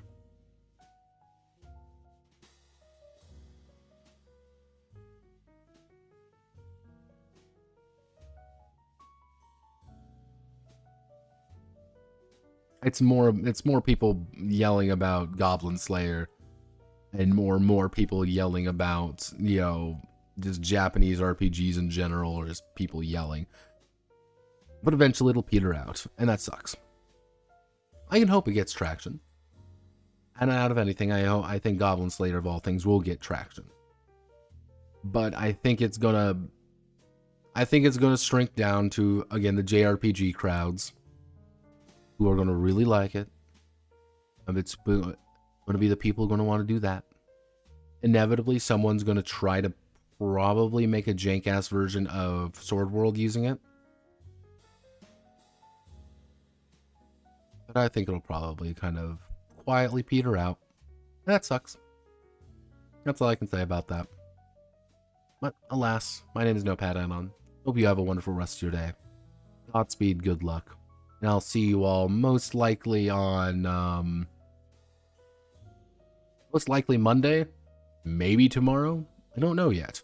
If we're doing something tomorrow, it'll be a little bit later, and it'll probably be more yick. God help us all. Thank you. Goodbye. I am away.